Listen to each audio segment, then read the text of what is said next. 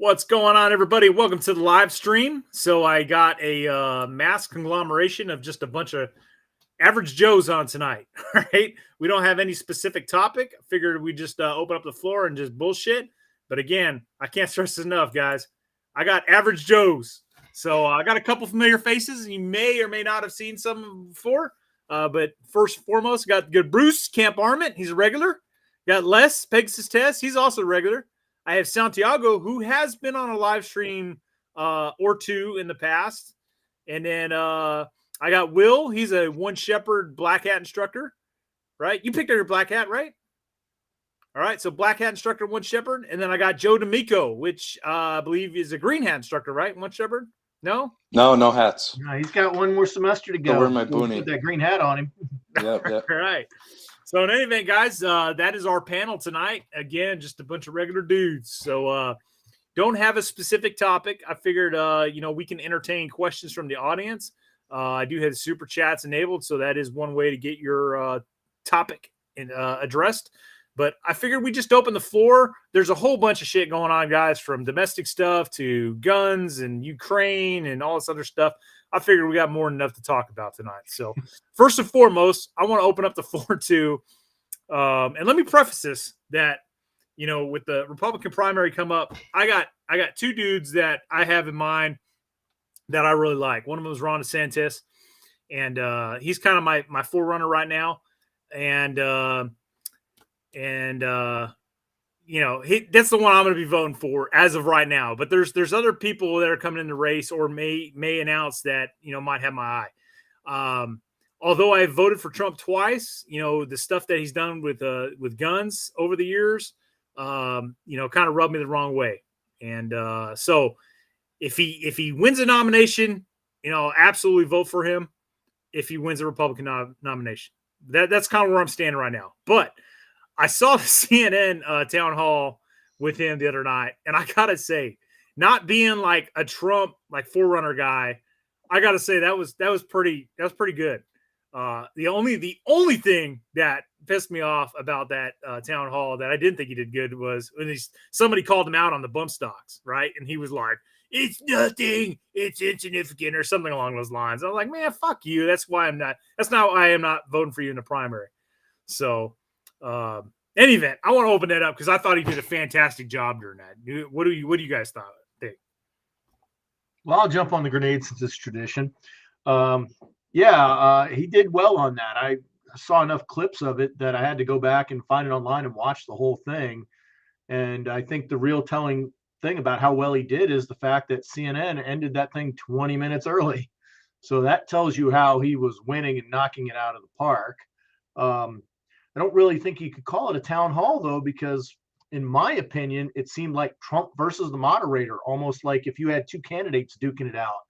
It's like the people in the audience were almost an afterthought when you watch it.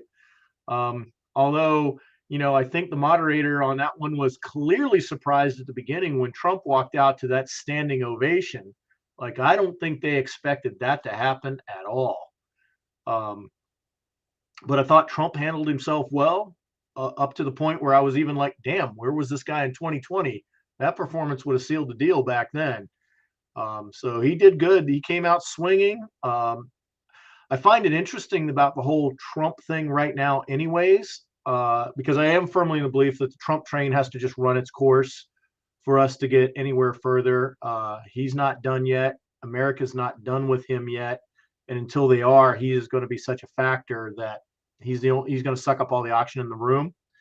I also believe that he's got a pretty good chance this time, but the people who hate him are going to come out in force. So while I've been seeing predictions that, he's going to sweep Biden aside if he wins, it's going to be by the hair of his chinny chin chin.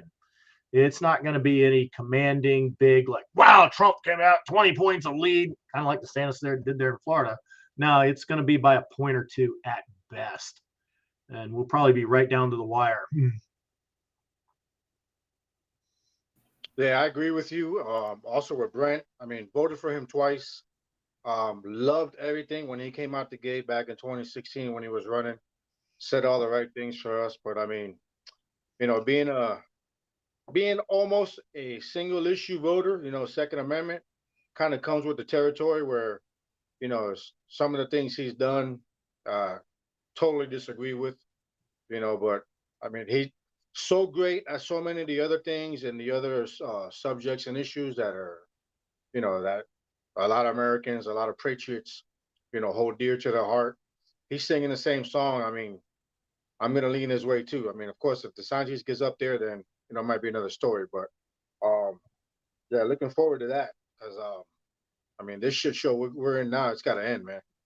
It's got to end, dude. Yeah. Only way we can go is up from here. Hey, Richard, real quick, because you live in Florida. I saw somebody post in the comment section, and I genuinely want to know. I'm not on like Ron DeSantis nuts. Like I can pick somebody else. Larry Elder just got in a race also, and I listen to Larry Elder all the time when he was on talk radio, and he's fantastic. His father was a Marine in World War II, and his brother was a Marine in Vietnam. Just fantastic guy.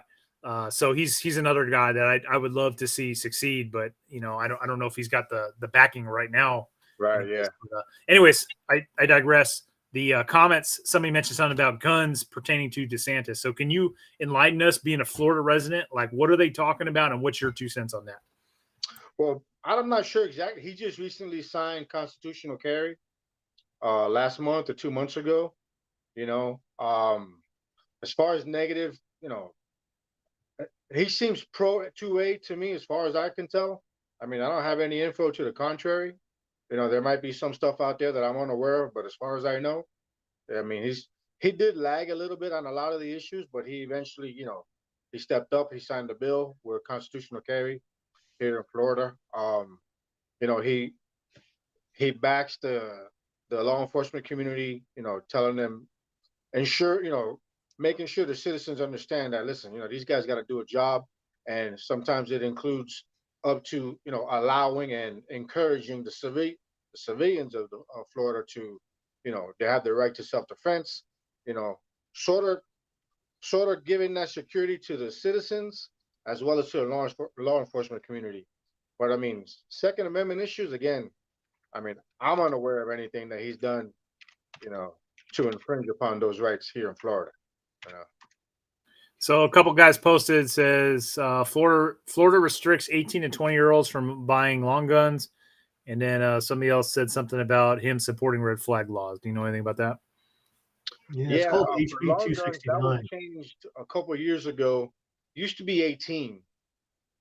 You were able to buy a long gun here in Florida. I forgot what year it changed. I think that might have happened under Trump. I'm not sure, but I only found out because some friends at work, some of the kids were like, "Hey, I want to get a gun. I want to get a gun," and I was still unaware of that law. And I'm like, "Dude, you're 19. You can walk into the gun show, buy a gun, and you got to do the 5-day wait period, then pick it up."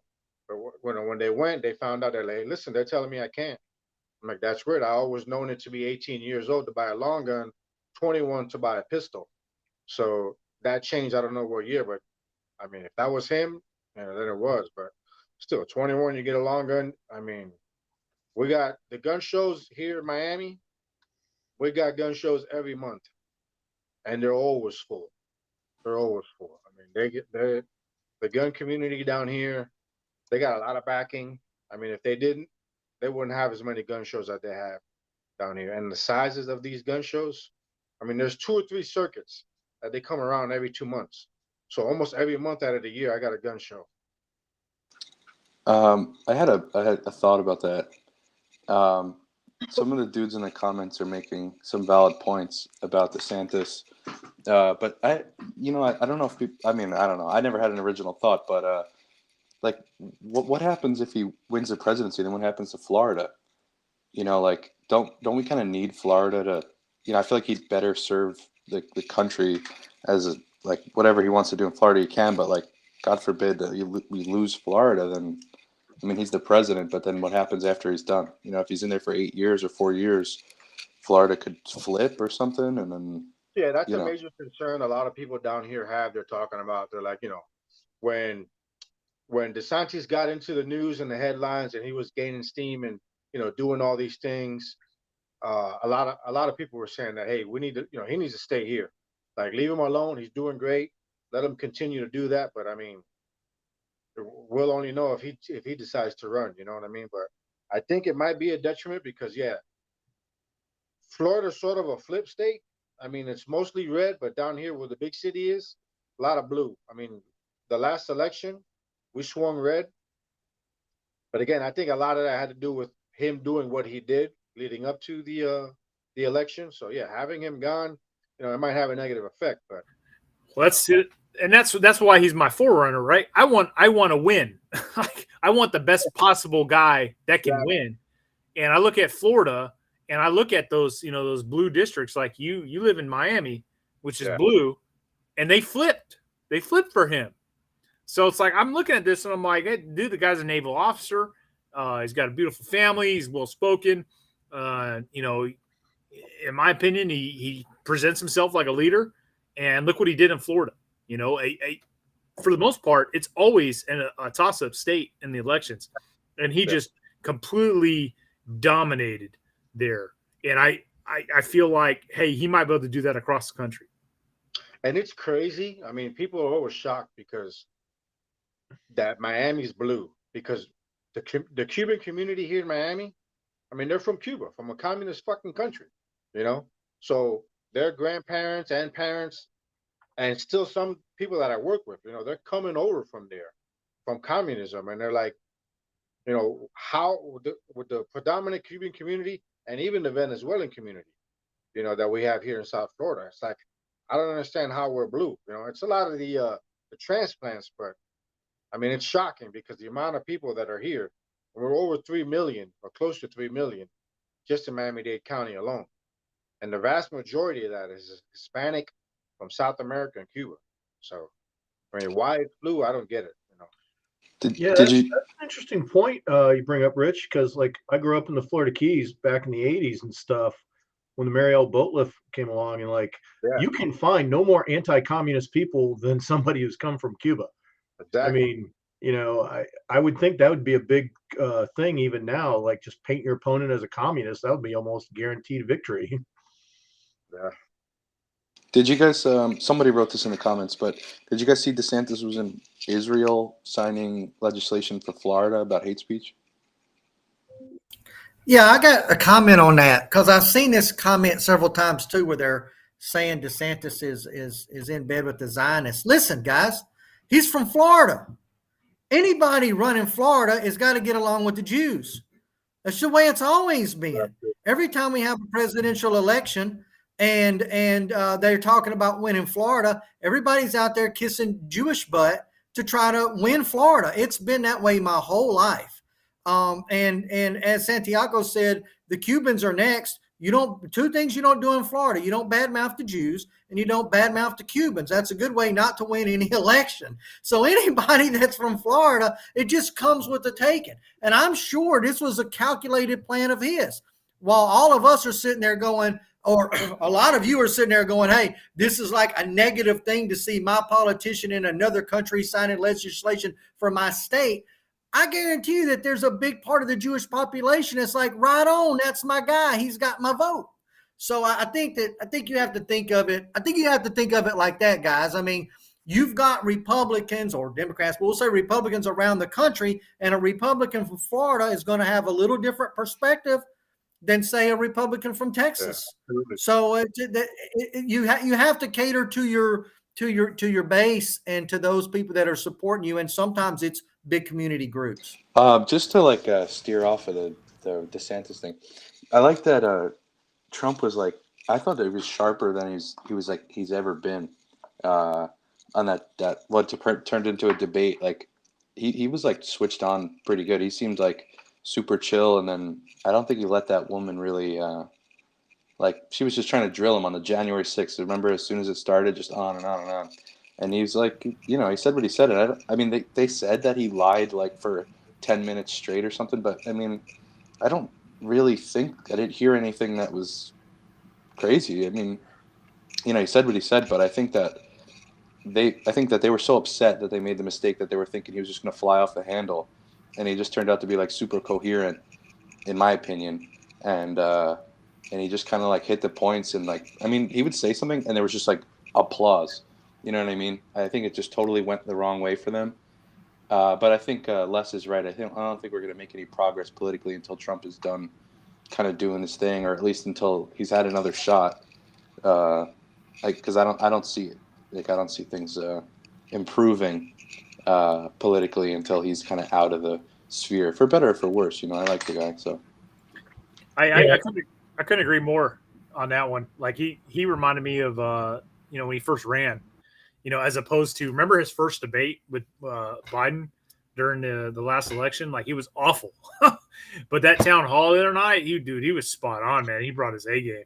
But hey, Will, what do you got, man? You've been quiet since we started. Yeah, no, hey, it was to me, I watched about half of it when I got off of work, but it was a breath of fresh air to actually see somebody up there that was answering questions on the spot, not having cheat sheets, except for when it helped him out when he pulled it out of his coat to kind of pull their card on some of the misinformation that the mainstream media have been putting up there. But it sounded good. But on the other hand, I got to agree with Joe and Santiago too, is it's going to be tough while right now it's kind of Trump's thing. And I know DeSantis has some good things. I haven't read up on everything on him, but right now that train is getting some speed behind it, even after all the stuff that's been going on in the last 2 weeks up there with the lawsuits and all.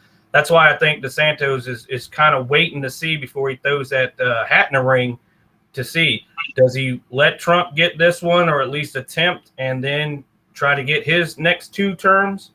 I'm with you too. I'm going to vote for the best one for the job, but we want to win too. So that's something that we're going to have to look for. I think that's one of the reasons why he hasn't jumped in yet.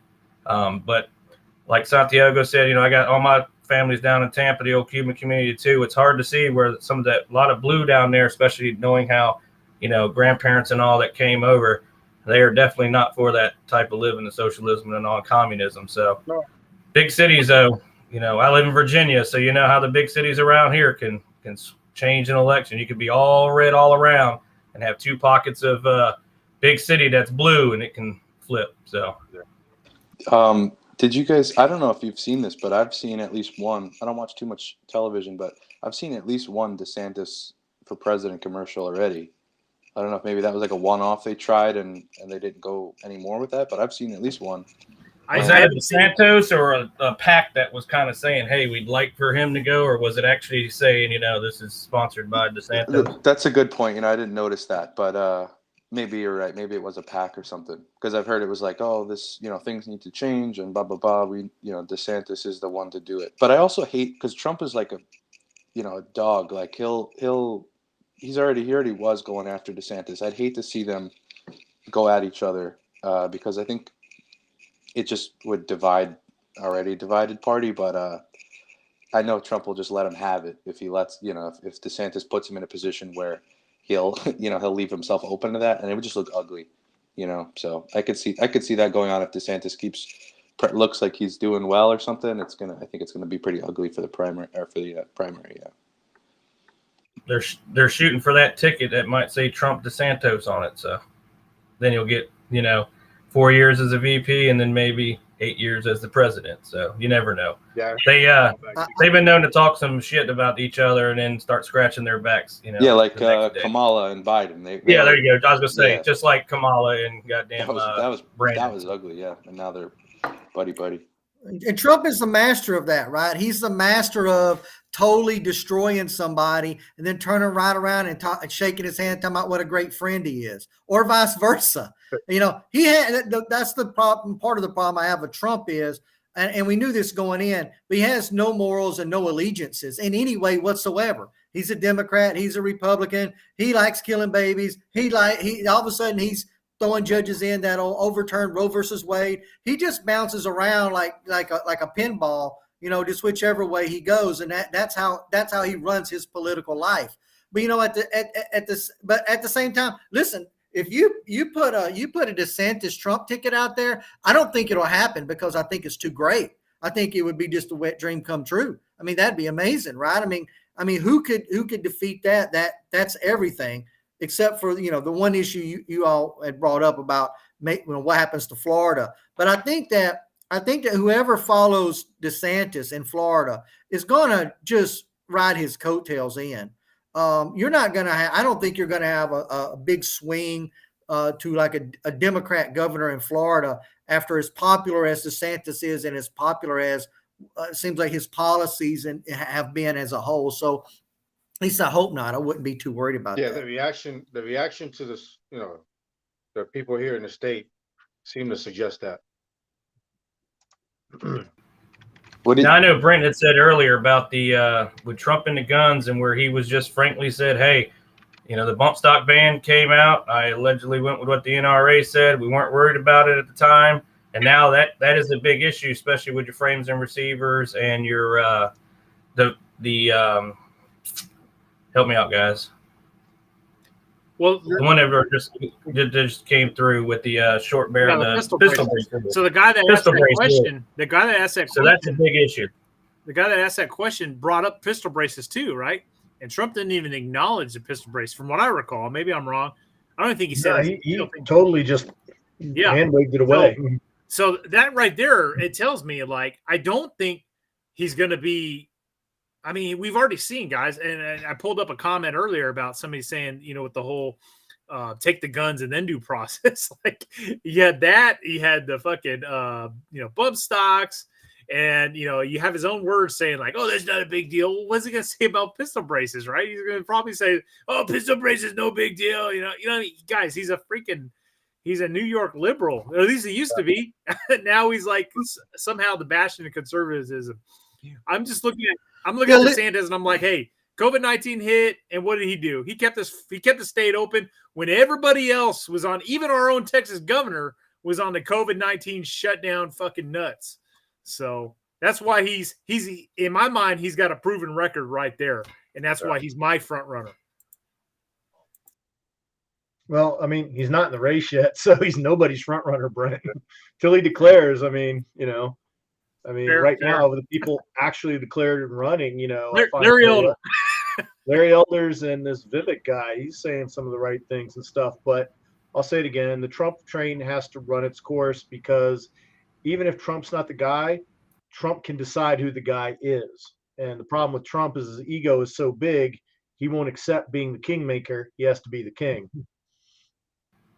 Yeah, there is that. And I tell you, I think that on the Trump thing with the bump stocks, his defense was that the NRA said go for it. Well, if he thinks that the NRA represents gun owners in the United States, he doesn't know what he's talking about. Every I'd non-gun love for owner somebody to thinks come that's with opinion on that comment. The NRA has the exact same position on guns that Joe Biden does. All you need is a double barrel. Just go fire 2 shots out the window. Because that's all those guys are, is a bunch of fuds. That's all they do. Care about is hunting. They don't know anything about the Second Amendment. They think the Second Amendment's about shooting pheasants. So I'm a single issue voter, a lot like Santiago is. First of all, I'd vote on free speech above anything, but both parties seem to be pretty much so in line when it comes to speech for the most part.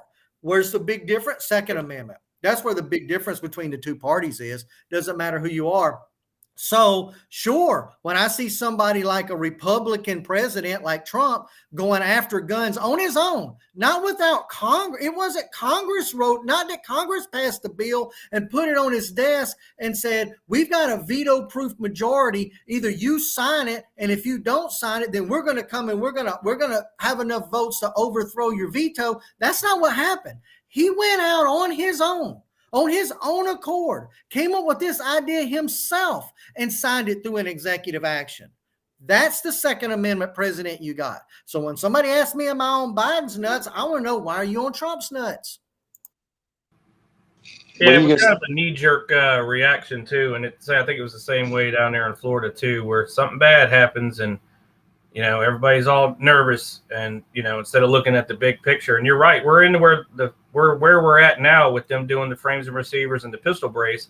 It all started with Trump and the bump stock ban. And I wasn't one that had a bump stock in the back and could have cared less if you have one. But the fact that you can is the biggest thing. Now, I'm not a big fan. I'm not a single party voter. I don't just look at one issue. I know Second Amendment is huge. It's what keeps us free behind the freedom of speech. That's what keeps us being able to say what we can say. But, we also, some of those, if you look at the big picture and what he was talking about the other day at the town hall / debate with CNN, you know, that was the biggest thing that stuck out to me was the two-way thing. And that, of course, that's on everybody's brain right now. And I think a lot of guys, especially the guys that we talk to or train with and all, that was a big bugaboo that stuck out and just kind of got everybody's attention right there is, hey, he ain't changed any on that part. And like Brent said, or somebody else said, he is from New York. That's what he was before. That may not change. So we just got to take that and either keep on him to see what he's going to change about it, or it might be just one where we just have to scratch our heads and, like he said, got to wait for them courts. Well, and also he's the one that gave the ATF, or I mean, he's the one that gave Biden the blueprints on like how to get rid of these things, right? What did Biden do? He went to the ATF. He's like, I don't like these bump stocks. Get rid of these bump stocks. So ATF, changes their own rulings and comes up with their new rules, to get rid of bump stock. Well, that's essentially what Trump did with the bump stocks, right? Where did that come from, though? That was right after the Las Vegas shooting, right? Yes, that was their knee-jerk reaction. But did they say that it was bump stocks that guy was using? Yeah, the 30 rifles he used, where he fired each one once or something. There was one or two involved. Yeah, there was one or two of his weapons that they got from his cache that did have bump stocks. And if the video and the sound was true too, if he didn't have a full auto, he was using something that was firing at a quick rate for an extended time. And they went ahead and said, hey, it was from bump stocks. And again, everybody was like, oh God, woo, the big bugaboo. Yeah. That was a big conspiracy. How do you get the bump stocks and the Surefire mags to work together? Well, yeah, that's the thing is like never mind. I don't know, cyclic rates and 249s and stuff. But anyway, what do you think about like what the guys are saying in the chat about like somebody was talking about this earlier, and this is what everybody says when it comes to Trump is the lesser of two evils thing. Like, okay, say he's I can't even forget what you say about he's like not helpful in certain aspects, but like the establishment is so against him. You'd either have to say that that's fake resistance against him, or he really is a detriment to the establishment. And if that's the case, I mean, I'm kind of on board for that because, anybody that this establishment hates, I kind of like because here's my interpretation of lesser of two evils.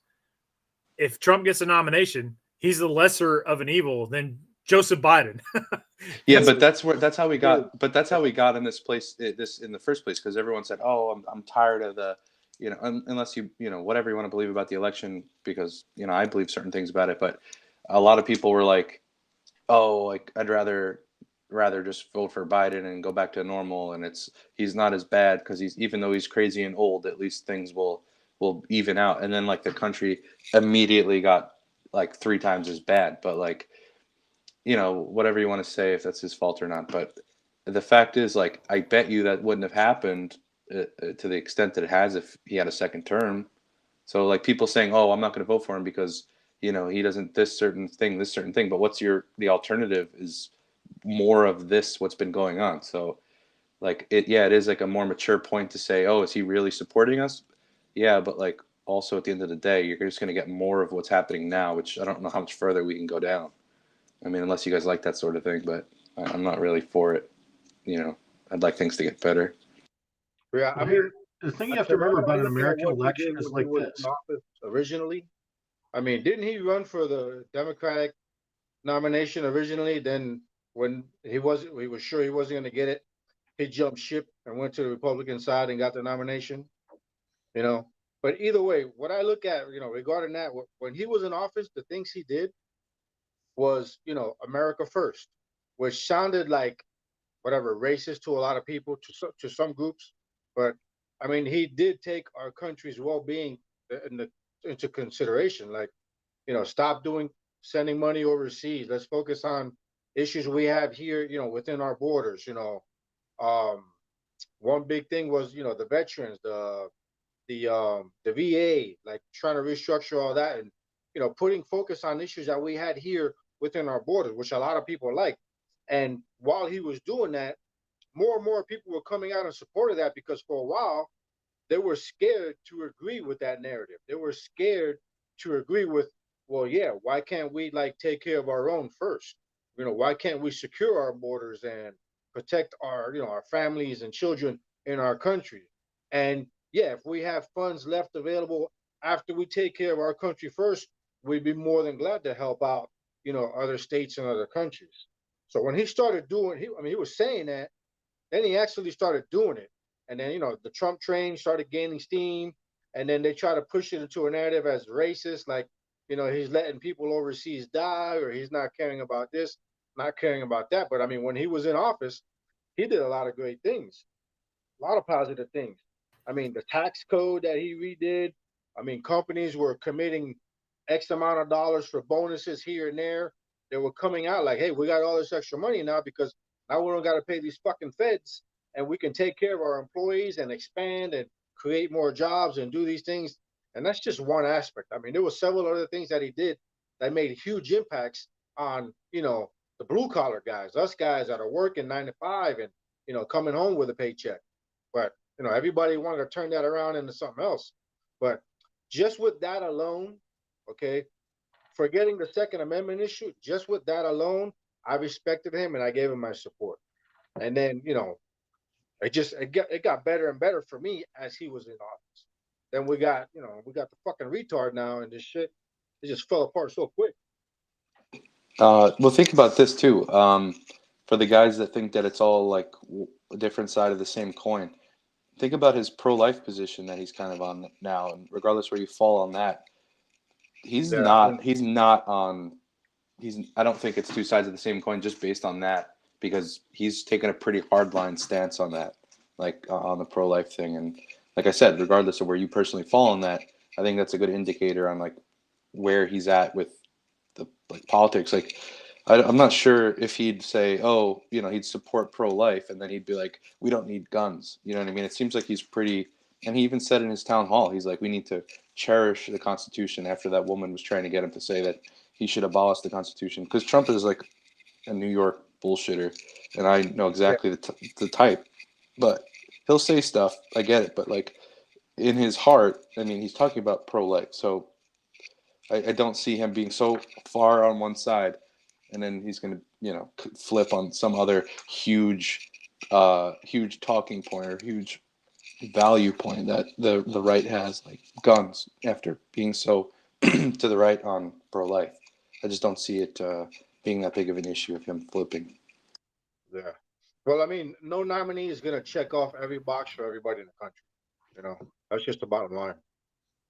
Yeah, exactly. Just look though. I mean, he went on his worst enemy's freaking telecast and turned it into a goddamn rally. Right.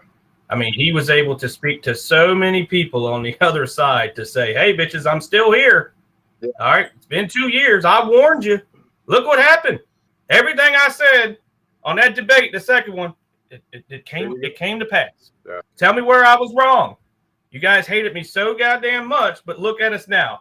I said this had happened. Goddamn, I'm a genius. Look, it's terrible. Here's what we can do to fix it. I did it once. I can do it again.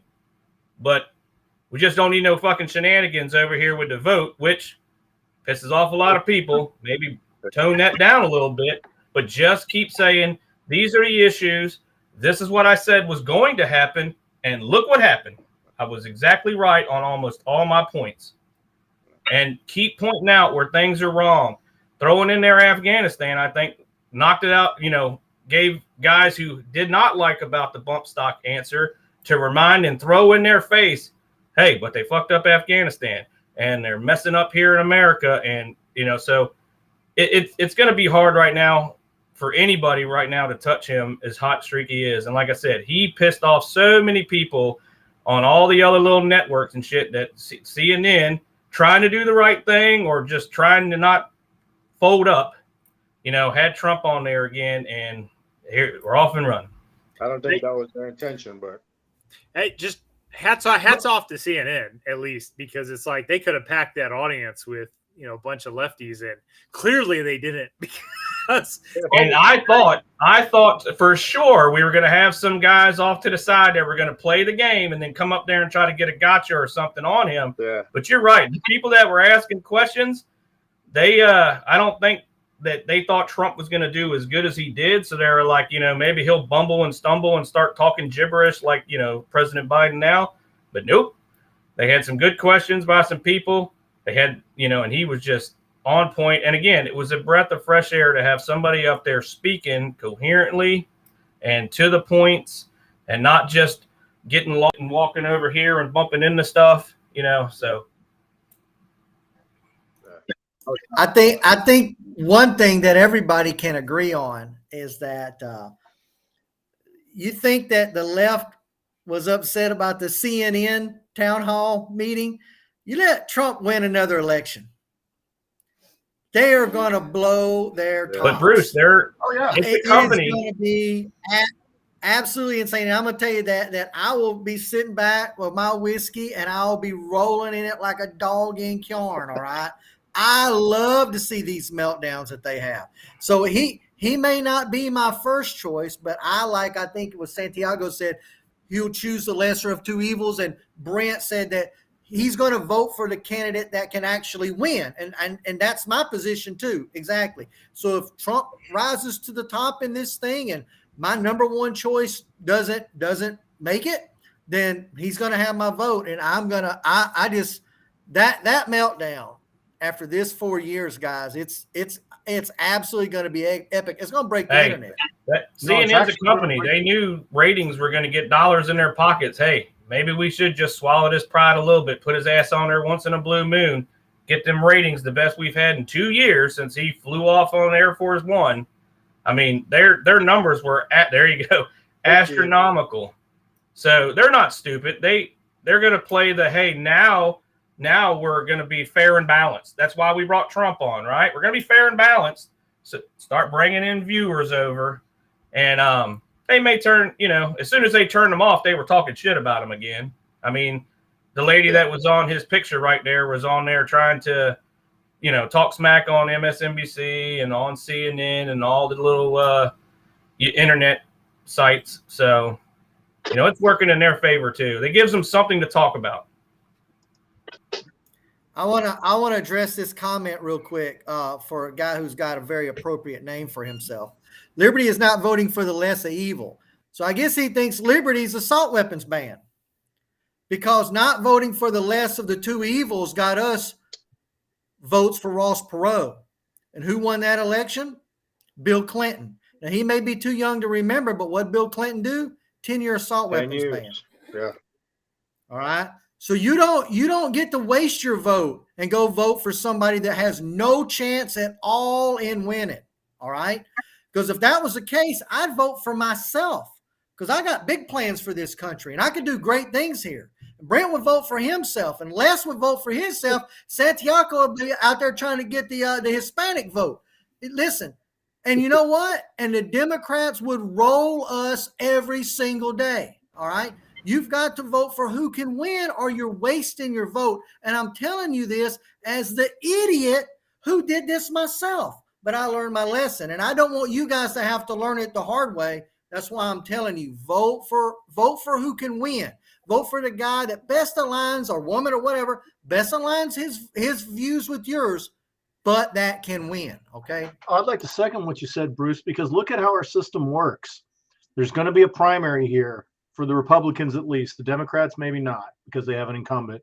But if the Republicans are going to have a primary, and out of that primary of all the people that are in, I think there's 6 people in now and stuff, we're going to pick someone. And you're going to live with that guy. And that someone's going to go up against Joe Biden. That's your choice. You can't sit there if Trump wins the nomination, go, man, I want fucking Vivek to win. Vivek should be the guy.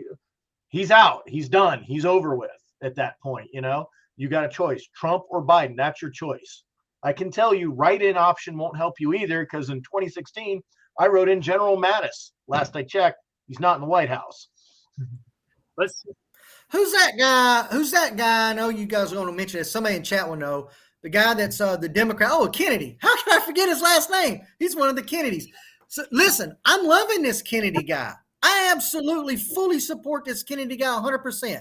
I think every Democrat out there should go vote for him because he ain't going to win. and the DNC ain't going to put him on the ticket.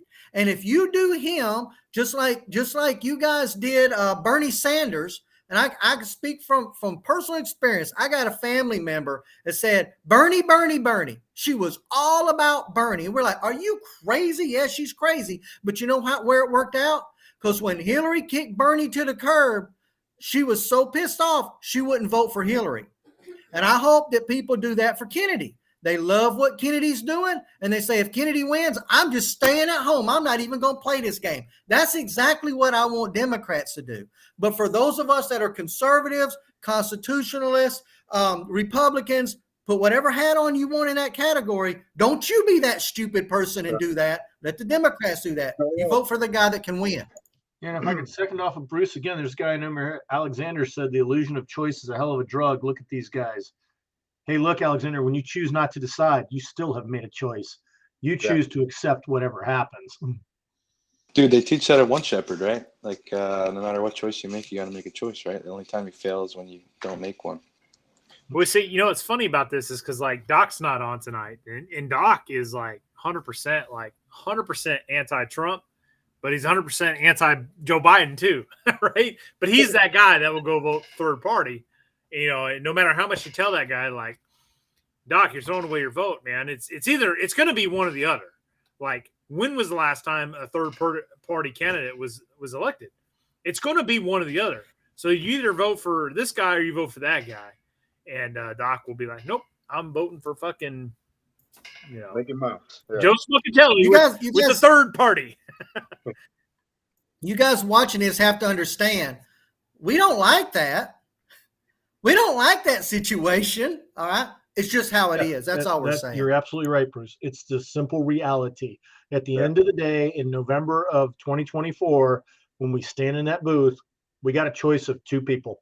Yeah, there'll be a third-party candidate or maybe even a Green Party or somebody else listed too. But the truth of it is, you're going to have one Republican and one Democrat, and the others don't freaking matter.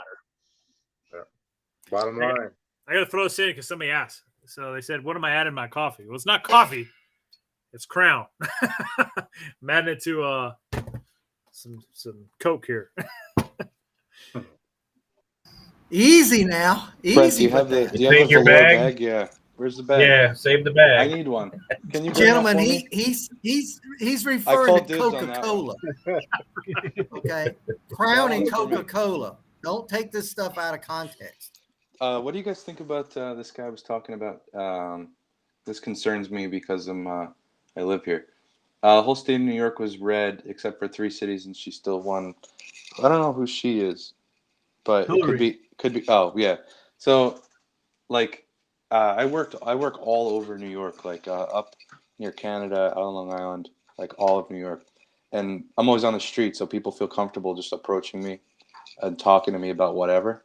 And it's, you know, it's a lot of blue collar guys and whatever, but like, I've never met a single person other than like your 20-something-year-old, I don't know, whatever you want to call them, that agrees with the way that the state is going. And I don't personally know anybody other than those 20-somethings-year-olds that like, and like your, you know, 60-year-old like white woman that votes blue in New York. But the fact is like the state is like kind of finished voting wise. Like the whole state's not represented like at all. And I don't know if you guys deal with this and where you guys are from, but like, I mean, New York has a lot of people in it. It's got 9 million people in it, but like the city, I mean, but that's the only city that votes is just Joe, New York correct City. me if I'm wrong. Didn't it New York, the reason we took back the Congress, isn't it because New York actually voted in and won several Republican races? Well, that's the thing, is because that's what's interesting about New York is like for things like the presidency or the election or whatever, like the city is enough to do that. But when you separate it by county, where you can vote in Congress people that way, yeah, New York is a red state. It's the whole state is pretty much red, except for your people living in the city, which is a large area. It's all the boroughs. It's not large geographically. It's large population wise. It's only large population wise because they're packing the city with like everyone they can find. Like I'm talking like buses of people from the border are now coming, and we don't have the voter laws that I don't know, whatever the rest of the states are trying to do, but we don't have that sort of stuff. So everybody's voting. People that don't live here are voting. I mean, it's whatever. That's what the state chose. But there's your reason, because the whole state is red except for the city, and the city is absolutely filled with people who are taking the dollar from the government, and they're not going to vote against their own interests if their interests are, not having to work because they have a place to live and food to eat. Because everybody is taking a dollar in the city. Almost, not everybody, but like most people that aren't like a 2-income household with, one person went to college or one of them's in a trade or something. You kind of know who I'm talking about. Everybody else is getting money in some way or another. And those people, regardless of how they feel about the First Amendment, the Second Amendment, will never vote against the guy who's feeding them. And the state will always be that way because they're just bringing more and more people. As people get disenchanted and leaving, like myself, well, it doesn't matter because, you can have all the people who vote red or vote for their own rights leave because, I mean, it kind of sucks, but it's like a sinking ship. But those people, say 1 million people left. 3 million people just are going to come here now. Like, we're looking for places to put the migrants. Say what you want about them. I'm sure they're good people, good Christians. But the fact is, they're gonna be subject to the government. So That's not a new issue, though. I mean, that's always been an issue. Yeah, of course. I think what changes the volume. The volume, yeah, no, but that's what I'm saying. The volume is, I mean, we're literally looking for vacant lots to house camps to hold people that are coming over the border. And those, I mean, and like I said, say what you want, but like those people are their court dates are 10 years from now. They're gonna vote. They're gonna receive money. They're gonna have parts in local elections, like Ocasio-Cortez or whatever. She's got, her district is a screwed up place, but the people that live there, they're not going to vote for someone who's, against their interests if their interests are just eating and living under a roof. And you should see the conditions they live in. It's like a third world country. It's nothing to be proud of, but it's better than, I guess, sleeping outside. And as far as that's concerned, New York could be a red state, but you'll get the small local elections that'll be red always. But as far as the constitutional rights flipping, like people think they're going to get their gun rights back here, I don't see it happening. The abortion stuff, I don't see it happening. And the free speech stuff, it's not going to come back here, I don't think, unless all those immigrants vote for vote for their religion. Or somebody's going to take that away from them. So I'm sorry, that was a rant. I think you're right there. Well, you're not the only one, because I know Virginia has the same problem. Yeah. All right, so I'm gonna send some final words here. I want to address this comment, and I want to segue into a new topic, somewhat related to, absolutely related to New York. So we'll circle back to New York, but let me address this. So, man, I had high hopes. I had really high hopes that when I saw Governor Abbott talking about, bringing in the good ones, right, from like California and New York, and I really, really thought that might be the case. But the more and more I see, guys, the more I'm like, nope, it ain't true. It's absolutely a case of they destroyed their own place and they're moving somewhere else and they're bringing their shit with them. The same stuff that destroyed their own place. And here's why I tell you this. My wife just voted in some school board elections that happened recently. And she told me that every single position that was on the ballot in the local school board went to the Democrat. I live in Collin County, Texas. This is North Texas. And man, you want to talk about people flooding here from those places? We are getting hit with Californians, New Yorkers, people from Illinois, and Indians. And I'm talking about Indians from India. Well, India is a socialist country. It is not the breadbasket of freaking conservatism. I assure you that, right? Hey, Brent, watch out, man. That's your viewer base right there. Yeah. Well, yeah, that's a topic for another conversation. But and then we're getting the influx of illegal migrants from South America. We're just under attack, guys, here in Texas. And I don't, I hate to say it, but I don't know how much longer we can hold out. And I tell you right now, if you lose Texas, it's lost. It's lost. You can't win an election without Republicans. And Florida. Think about if you lost Texas and Florida in the same Well, token. see, Florida's kind of isolated though, right? Because it doesn't connect to South America, and the immigrants you're getting are primarily from like Cuba, right, which are anti-communist. So that's a good thing.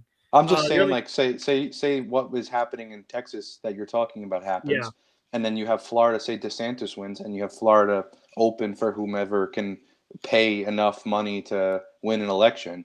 But DeSantis has set a good precedent, right? He set good policy, and people have seen like, hey, this is what Republicans, conservatives can offer you, and you have a heavy Cuban population there, right? So they've seen what right looks like. They've seen what like, hey, Florida stood strong during COVID, didn't buy into all this draconian bullshit, and this is what happened. Like we prospered.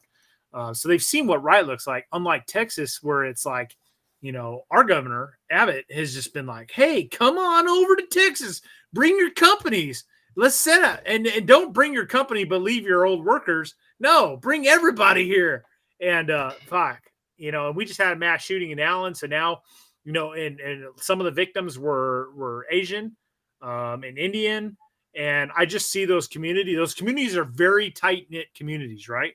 Your Asian, Indian, and Asian communities are very tight knit. So it's like when they see something like that, boy, do they band together, and it's like, nope. Guns are the problem. They're very susceptible to fall into that kind of thinking, right? So it's unfortunate. I hate to say it, and I say that not as just an outsider. I got a good buddy of mine, Ken, who's been on many of my videos. He tells me, he's like, yeah, dude, the Asian communities are very strong, very like close, and like they looked at Trump and they're told that Trump is a racist and all this other stuff, and a lot of them bought it, and it's not good, guys. It's not good. I was telling you about that trip I went on cross country, and I passed through, the Midwest and then the Southwest, and I met there was like your good old boys driving around, but like everybody who was like out and about that wanted to talk to some strangers was like everybody, like I'm talking about like bars and stuff like that. Like everybody was like a whacked out lib. You know what I mean? Like right where I came from, pretty much. Like a lot of people from New York and California is the majority of the people who I met when I traveled through the country, and they're everywhere. Like I'm talking, like I spent some time in Tennessee a couple weeks ago, and I'm planning to move there in October, and I met primarily, transplants. I mean, it's Nashville, right? So that's where they go.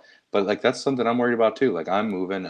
Sure, I'm one of the good ones, but like I'm also coming with 20 people that are like want to experience the freedom that these red states have, but they don't. They're just going to vote for the same policies. And then you had shit like what happened to you in Texas. You had the mass shooting, and then now you're going to have these small communities be reactionary and vote against their interests because of guns or whatever. Same thing with Tennessee. I saw that with that mass shooting, and people, now the governor was talking about red flag laws.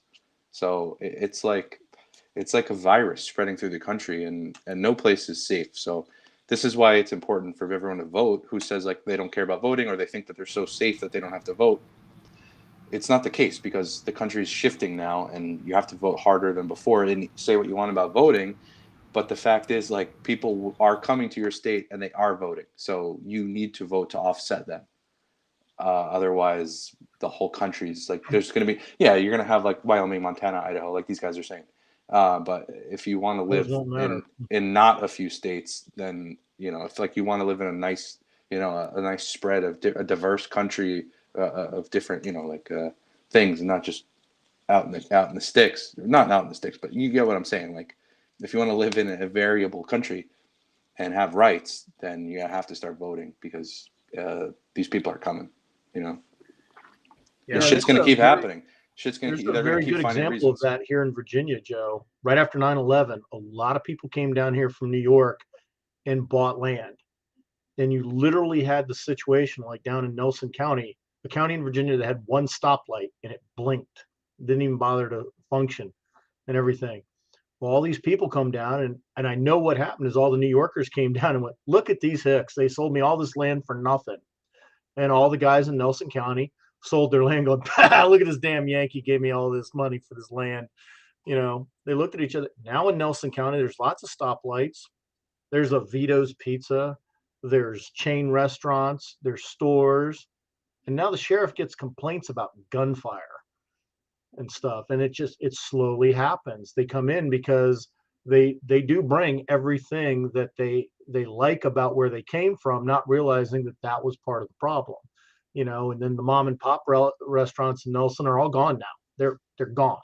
Yeah. You don't find them, but you find plenty of chain restaurants. You'll find that Outback. You'll find that Pizza Hut. You'll find all that there because they bring it with them. And sorry, go ahead.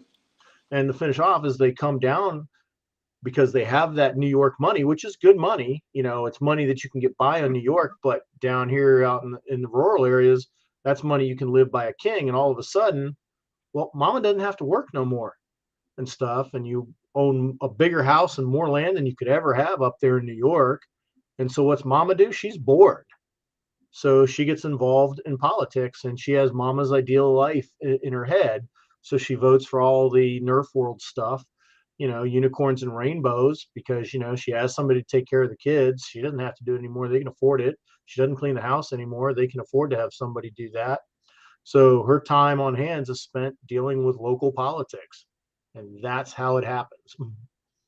This guy, he says something interesting, but he's got a point. And something that that I'm thinking about is, like going to a new state is like, you kind of have to make, well, you guys are all probably have your families already, but like young guys starting out that are like kind of disenchanted. Maybe some people in the comments are like that, where kind of shit sucks. And like, we were young guys coming up and we thought everything was going to be cool, and then it ain't anymore. You kind of have to just like, in my opinion, is like get some place where your rights are going to be like at least moderately protected for the near future, and then have a family and like just build again. You know what I mean? Like this guy said something about, they're talking about having kids in the comments. And I think that's kind of like the long-term solution out of it, is just to like just live your traditional life, like have your kids and be concerned with your local community. And like you said, the voting for the president thing is out of your hands almost. If you think about that, about voting, like people are saying, why bother voting? Well, your local elections definitely matter, and your local community matters. And if enough people have that mindset, they're going to have kids and raise them up right, and then those kids are going to live correctly. And then that kind of is an actual way to like grassroots keep your culture or change it for the better. Maybe in New York in a few years it'll change. I just think that more people live here that are having kids that are trained to live under the government, and opposite. But in other parts of the country, that may not be the case. There might still be a chance for everybody else. But I don't know. I think that's a solution. Brent, you got a super chat. You got a super chat to follow up on it. I think Joe was referring to. Yeah, as well. I'm gonna address that, and then I'm gonna segue to the next topic because we're almost at an hour here. Yeah, I'm not going anywhere, guys. And when I say that, I'm saying it to like I see it eventually ending up like that. It's not that right now. Texas is a fantastic state. It's awesome. That's why all these left-wingers are moving here, because it's great. We've established a fantastic state.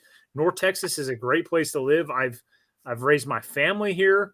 I love it. I love it here. It is not degraded to LA, San Francisco, or any of that crap yet.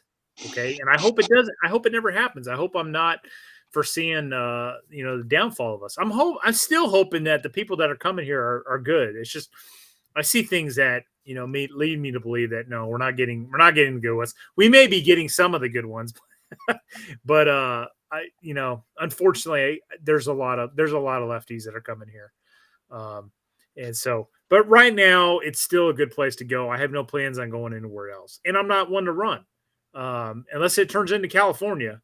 I'm not leaving Texas anytime soon. So let me segue to the next conversation, guys. The incident that happened in New York, you had a former Marine that was on a subway, and you have this person with a extensive criminal history, right? Even had a warrant out for his arrest, coming on the subway and causing a ruckus, threatening people.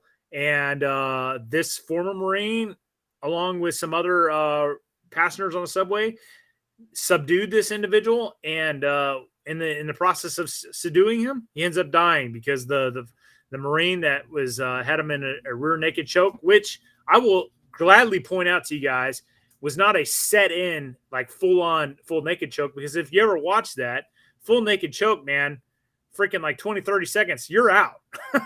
They held this guy for like 15 minutes, but the subject ended up dying. Now it's turning into this big racial issue. I have no clue why, other than the color of the Marine's skin is the only thing. You had other people involved that were helping subdue this individual who were not even white, I might add. But now it's just blowing up. First, you had the New York governor saying like, "Oh, we're going to put it before a grand jury," and then the next thing you know, you have protests on the subway, and then they're arresting the Marine. So let's throw that out there. Who wants to take this? I got something to say. Obviously, as a New Yorker, right? One word, dude. Narrative. That's it. Yeah, that's like that happening is a daily occurrence in New York. Why that made the news, you can understand exactly why. That happens every day, like every single day. Like that guy, unfortunately, is a large percentage of the population living in the city is like deranged, on drugs, mentally unstable, poor, whatever, hassling people on the subway. That's why, if you notice, a lot of lawyers they put a huge fund together for him, and New York lawyers, and a lot of people in New York are like, I'm kind of tired of like going on the subway and fearing for my life, because he's raised over $2 million. I think it'll pan. I think it'll be okay for him. I think that the media has to trash him first, but I think it'll end up being all right for him. But they're going to use him as an example, and that's exactly the reason why New York is the way it is. Because now you can't carry, so nobody has. The only people that carry are criminals, obviously, and they all carry. So like you watch videos on YouTube of these guys just dropping handguns on the floor in their waistbands because they're around their waist or they're around their knees or whatever. But nobody's afraid of each other. Nobody's afraid of each other. So because nobody has any actual repercussions. It's like when you're it's like when you're having an altercation with somebody in the rest of America, you know that you're not going to get physical, or you're going to at least try not to get physical, because you both may have handguns, and you won't let it get to a point where it's going to get physical. In New York, people get thrown on the subway tracks for no reason. So nobody's like afraid of each other, except for the people, like your average citizen is afraid to travel. Then they say they're not, but they are. The fact of the matter is, you step on the subway and a lunatic enters the car, everyone has to you can't make eye contact with anyone. It's a strange place, and you have to just look away. And then this guy's going to go around and ask for money or shit on the floor. I'm sorry about cursing, or do something insane. And then one guy is like, "Hey, I'm not going to let this guy, escalate the situation where he's going to start hurting people," and subdues him. And this is what happens. But the fact is that people get killed in New York every day. In stupid ways, like I have my radio set up for all the New York, NYPD channels, and I'm just listening to them, and it's all night, just like, whatever, mail with gun, mail with this, mail that, blah blah blah blah blah. Like there is just like perpetual violence happening here, and the fact that this guy is the only guy that gets wrapped up, there's your narrative. Santiago is just like it's literally just he's gonna be they're just making an example out of him. I'm not sure what for, but. Anyway, go ahead, Brent. I just want to say thank you, Winter Warfare. And if you guys don't know who he is, he's got a website called Winter Warfare, sells top quality winter-oriented combat gear for your every average day, for your not only your warfighter, but your every average day armed prepared citizen. So be sure to check him out. And once again, Winter Warfare, thank you, man. I appreciate you. Brent, has he got a website? Yeah. I'm sure. Yeah, maybe Winter. Post your website. I'm sure it's winterwarfare.com, but I'm sure you can Google it. But yeah, if you drop it in the comment section, we can actually pull it up. Thank you, bud. And just to reiterate, obviously nobody deserves to die. I don't think, and personally, I don't believe anybody deserves to die. But I also don't believe that guy went out that day looking to kill somebody. I don't believe that he entered that altercation trying to kill that guy. There's a million different ways. Like if you could watch that guy, a Marine, like he's of all the ways he is equipped to fight with somebody. I don't think subduing him on the floor and everyone holding him is going to be his best way to end that guy's life. I think that it's just what happened. He had a sloppy rear naked choke and ended up cutting off his air instead of his blood, and then what happened happened. I don't believe that guy is. I don't believe he went out to kill that guy. So that's what they're gonna say. But the fact is, that guy was going nuts, and they tried to hold him down, and it went bad. But that happens all the time. My question is, how long it took, and the Metropolitan Police Department, or that's what it used to be called, NYPD, it just taken them that long to answer that call for service. I know they have subway cops. That's their own little division, so they got plenty of dudes on the platforms, and just the way why it took so long for the conductor, or is it such a common occurrence that they can't answer all the calls for service when dudes are losing their shit on the subway? It's just, that is, for me, or for guys who do that job, so that just, to me, is a long time to wait for you to have to seduce somebody before law enforcement gets there to assist. But I got to agree with you too, Joe. That guy or the other ones that were helping him, subdued a guy. I don't believe that they woke up that morning and said, hey, I'm going on the subway and I'm going to kill me somebody. Yeah. It is an unfortunate accident that happened. I do believe, again, we were talking earlier, knee jerk.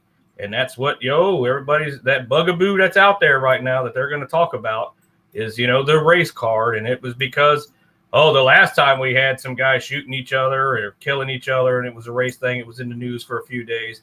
But I do hope that, when it all said and done, unfortunately, he's going to have to go through that long, drawn-out process of waiting for his day in court to get there. I hope it turns out. But another point, too, is how in God's name can somebody with a rap sheet that long in a criminal history that freaking long is out there just fucking walking the streets? I mean, I know that's your average. No, that's your average. It's just ridiculous. That's your average dude walking around.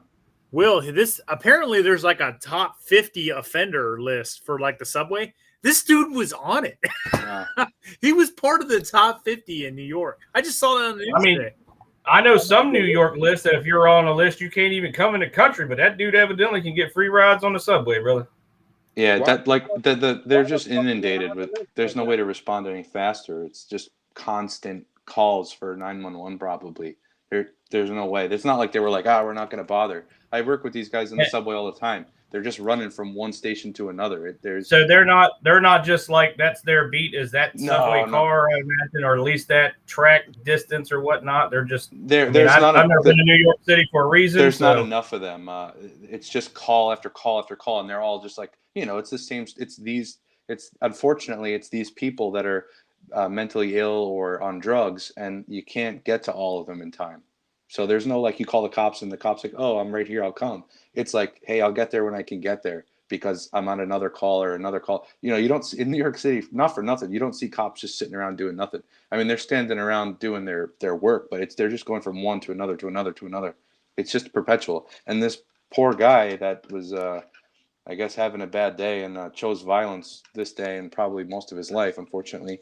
That's like your common guy in the city. It's just there's just whacked out dudes out there. It's sad, and you don't want to see somebody get choked out and killed on a subway. No, and I'm sure that devil dog was sitting there going, you know what? Yeah, I've seen this shit happen and time again, and I have the ability to stop it. And I haven't seen the video all the way through, but I mean, again, nobody thinks like that. There to help. Nobody thinks like that because one, people want to be. You have that politically correct kind of mindset that people are in here where, who am I to judge this person because of their life circumstances? But also then this is what happens to you if you intervene. So you go on a subway and some guy's hassling somebody, especially as a man, you have to think like, if I do something right now, I'm done. I'm going to be on national TV. I'm going to go to prison. I'm going to lose my job. Even if I'm trying to save my life or somebody else's life, you're just done. You're basically going to lose your life anyway. So you have all these dudes looking at each other on the subway like, oh, what do we do? Is this a problem? And then when is it a problem? When is it a problem? And then some crazy shit happens, and then it is what it is. Then you see it on the news. It's kind of sad. So it's like we see this all the time, right? We see people filming with their phones, right? Something going on, something happening, and like the immediate thing that comes to your mind is, why are they sitting there filming this with their phone instead of intervening, right? Exactly. I see this all the time. Like there was even a video recently on a New York subway where like this black racist was yelling at this family, like this wife with their infant child and a guy, and they're just sitting on the subway, and this guy is just yelling this racist, vile stuff at them, right? And nobody's intervening or anything. It's like you're just sitting there, like, how can you just sit there and let this happen or watch this happen and not intervene, right? But this is what we see, and this is what we think all the time. But here in this case, you actually have citizens that deem this worthy, right? Like, I'm not going to sit here and just record this. I'm going to stop this behavior. I'm going to stop this from happening because this guy is actually threatening people. And then look what happens. The freaking guy, one of the guys that partakes in helping subdue this attacker, gets arrested. And now God knows what's going to happen with his life after this. And it's a regional issue also, right? I mean, you know, I think of it like this. I mean, I got a friend that was asking me to go to Russia, and I'm like, I'm not going to Russia. But I think of that the exact same way if someone asked me to go to New York. There's no difference to me. It is that much of a different state than what I am accustomed to.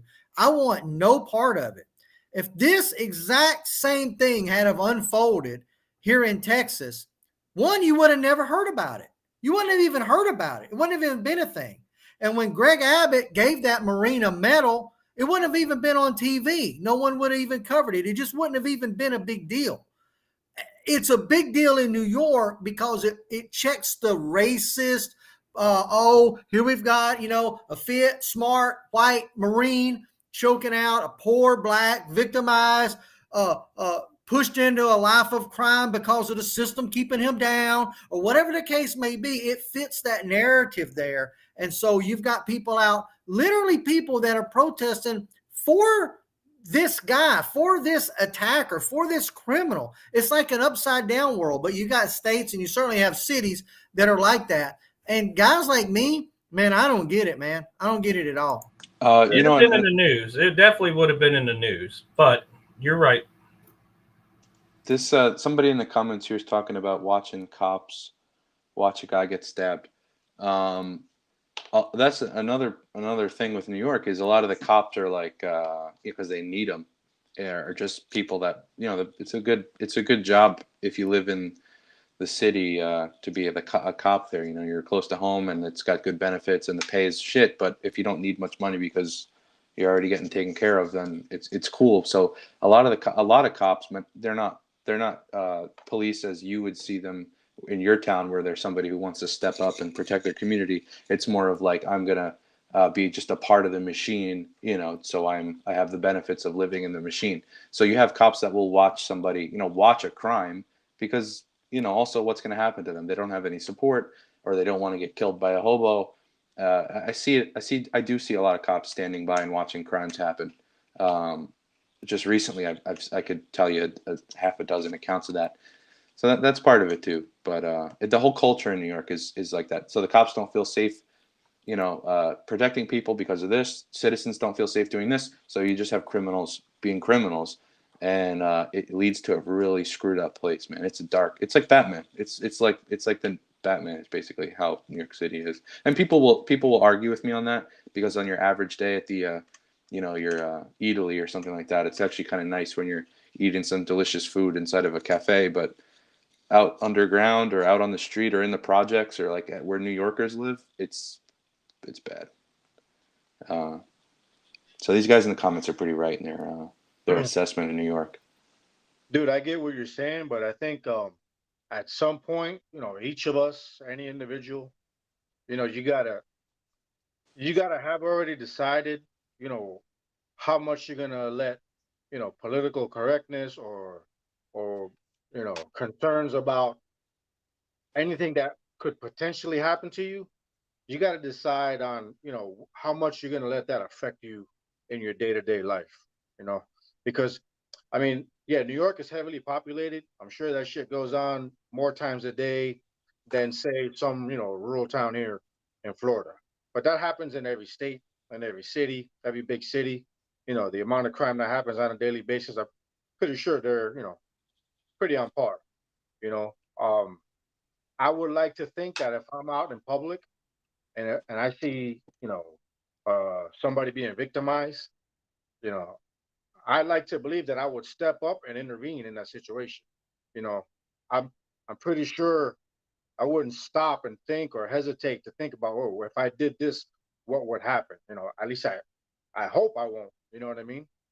Um, my mindset and my training and how I live my life, and how the type of citizen I want to be, all that plays into deciding already, having that already, that conviction already to say, hey, if I'm out in public and something like this is going on, whether it be a defenseless child or a woman, that without question I'm gonna intervene, or I'm gonna attempt. It's about right and wrong. If you're witnessing wrong going on, and you have the capabilities to put an end to it or prevent it somehow. I mean, I think that's what we're all here for, bro. Well, think of That's right, Santiago. Yeah. And that's a good point. I just took a handgun class with my wife and a bunch of friends of mine, and it was given by a police officer. Was one of the guys that did it, and we talked about what we're legally required to do versus the right thing to do. And I know there was a comment here earlier posted where a guy basically was saying, hey, he's just worried about himself. He's not getting involved in other people's problems. He's just going to worry about himself and his family. If there's something goes down, a shooting in a mall or whatever, he's focused on just himself and his family. And hey, brother, that's fine. That's certainly your prerogative. And for some of us, because of our moral values, we are willing to take on more risk and more liability. If I see a stranger's kid being abused, if I see a stranger's kid being threatened or shot at, that may not be my kid, but I can guarantee you I'm going to put myself between that kid and that person. Right or wrong, opening myself up to liability or not, I can sit in that jail cell just like that Marine up in New York City is doing right now. And I can say, you know what? I may be in a really shitty place right now, but they'll put me in the ground and I'll know I did the right thing, regardless of what the public thinks about it. I made the right decision at the time. I'm not saying go out there and be a hero or any of that. I'm not telling you that. And I'm certainly not saying that that's how I am. But I'm just saying that I'm one of those guys. I'm not going to have kids, especially kids, being abused and being gunned down, and then me running the other way. My life is not valuable enough to me to do that. I would rather put myself between that and stand in front of the Lord in the pearly gates and go, yeah, but I try to save those kids. You got to let me in. That's my angle. Bruce, I agree with you 100%. That's kind of the mindset that I have to have when I just like going to work every day. But it's like a lot of these guys in the comments that are from New York are saying the same thing. People stay out. The people with your mindset, with my mindset, like with our mindsets, I have to work there. But those people stay out of the city. You know what I mean? So the people that live there are part of the machine. They're not gonna participate. And it's like being in a big. It's like an institute. The whole area is like an institution. It's like, this isn't my job, this isn't my responsibility, somebody is around to handle this, I'm just going to turn away and then it'll go away. Guys like me and you are not the common denominator. So this is why the places like this is because you don't have a lot of people that are willing to stand up and do something, and then when they do, they end up on national television. So I agree with you. I carry like trauma equipment with me. I can't carry a weapon. I mean, I can, but I don't know. Maybe I do, but there's only so much you can do. You know what I'm saying? Like, sure, I'm also prepared to step in the way of something. But what's that? Come to Florida. Get the fuck out of New York. No, I'm going to Tennessee, Santiago. You come up to me. Hey, there's a whole lot of guys out there that every single day to go to work down there in New York to try to make that thing a better place, and they're putting their life on that line. That chat that put up there before about officers sitting in their units and they're getting fired upon and they're going out. And I seen a video the other day where somebody tried to take an officer's gun, a female officer's gun. She had to do what she had to do. I mean, there's people out there every day trying to fight. And, the old saying is, I said it earlier to one point, but officers can't get there quick enough. And we would hope that you would be able to protect yourself. But it does get for the regular Joe Blow out there. You know, they're thinking in the back of their mind, well, shit, if I do the right thing, how long am I going to sit in a damn cell until, you know, I get exonerated or my case gets dismissed? So, I mean, even that, or it's like it's kind of like working in the inner cities. It's if somebody sees a fight going down, if there's like a little scrap between two people, it's like trying to think of how to say this. Everybody will just start coming out of the woodwork and participate and like just get involved. You know, it's something going on. Nobody is working, or so it turns into like a one-on-one altercation, maybe a 2-on-1 altercation. You try to take somebody's side and defend them or something, and some guy just comes out of nowhere and just wheel kicks you in the head. You know what I mean? Like it's like it turns into a brawl. Brent, where you're at? Can the cops roll down their windows on their driver's side or no? Yeah, I don't. What do you? So you don't even know what I'm talking about. In New York, No, you so- can't. The cops they have like a 1-inch plate on their window. They can't even roll their window down because wow. what that guy was saying is people will just come up to a cop car and just blow some dude away eating his lunch. I mean, that's See that? happened. That doesn't I'm happen every saying, day. did you see the but one it's a in thing that Fairfax, 2 days ago, where the assailant attacked Yes. the deputy and then At the was gas fighting station. for his weapon, and then luckily he didn't get it out the holster. They were still fighting. He tried to put the unit in reverse, hit some other cars, just to try to shake the assailant off of him. He had the presence of mind to get on his radio and call it for help, but then his backup got there. Thank God it wasn't 15 minutes to get there. They got there rather quickly, able to stop the threat. I know there's some talk about what happened once he got out of the vehicle. We'll have to wait and see. I know everybody's one side of the fence is like, yes, it was a good shoot. Others are not. But that shit happens on the regular. Usually doesn't go to that extreme. But, I mean, that's why them guys and girls in blue, they got to keep them heads on a swivel. And they got to expect, you know, there's some badass people out there. Or they keep their heads down, you know. I That's the other got side. kicked out of the stream. I guess my connection lost. So I missed part of the conversation you guys were having, but I think I can gather what you guys are talking about. And it sounded like to me like Bruce was saying, like, hey, I'm just not going to sit on the sidelines and watch this stuff go down, regardless of what ends up happening to me, even if I get dragged through the coals through the media and stuff. And like, I have to agree. Like this Marine that served in the Marine Corps, he's not in the Marine currently, but he was. You know, good on him. You know, he's going to get dragged through the coals from the media, but at least half the country's on his side. What's the proof of that? He's already raised $2 million for his legal defense fund. If a Republican president gets in office, he is getting pardoned if he gets convicted of anything. He is already a hero to many people. And I would even go as far as to say what Joe was talking about earlier. There's plenty of people on the left that have been on that New York subway that are like, I'm tired of this fucking shit. And they agree thank God secretly. this guy stepped up, right? So there's plenty of people that are probably on the left that are on his side on this as well.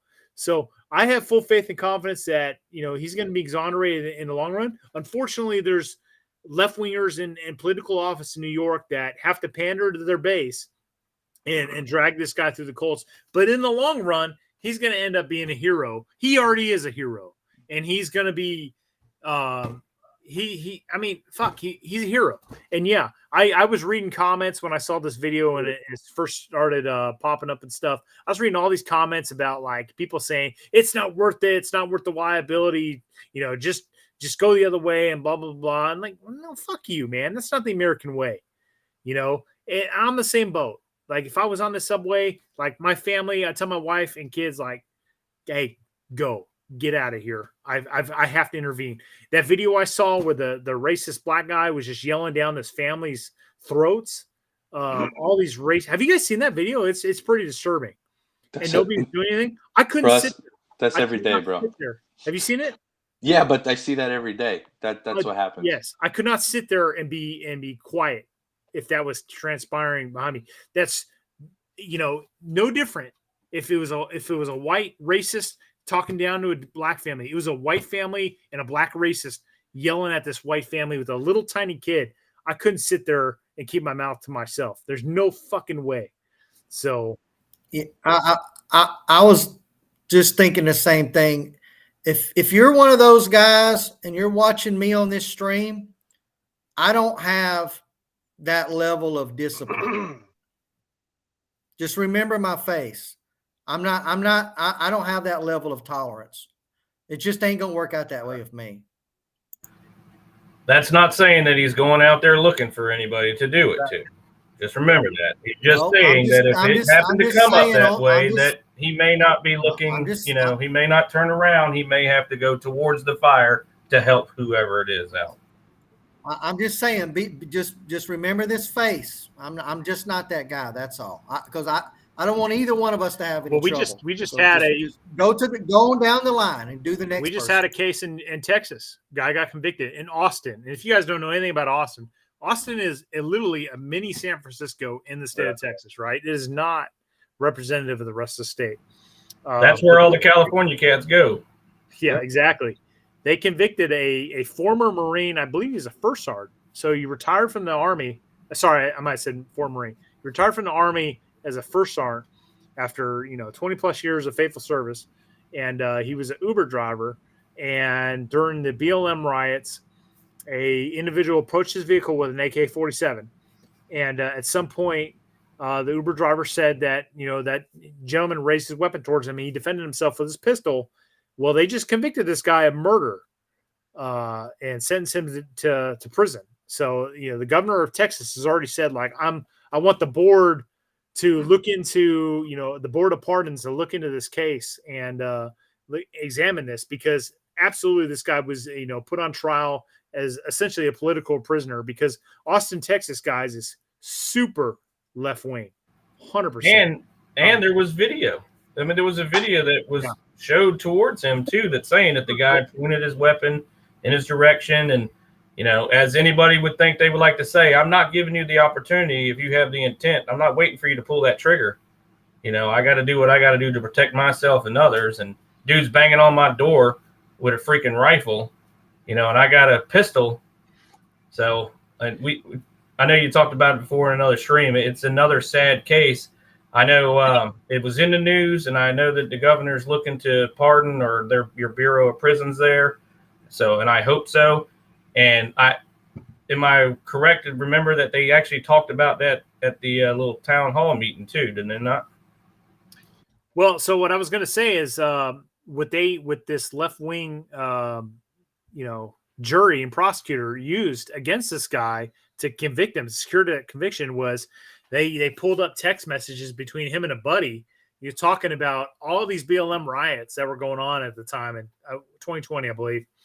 And him saying that, like, oh, I might have to defend myself at work, saying something along those lines. And they used that against him at trial, saying that he was looking to getting into shooting. Uber drivers driving around looking to get into shooting. Really? So, just be cognizant of that. And I only bring that up because what you guys said earlier about, like, nobody's looking to get into a shooting. Nobody's looking to have to put a person into a rear naked choke on a subway. Like, that stuff is a reaction to the aggressions of those individuals. And like Brent said, remember that San Francisco looks up to the city of Austin.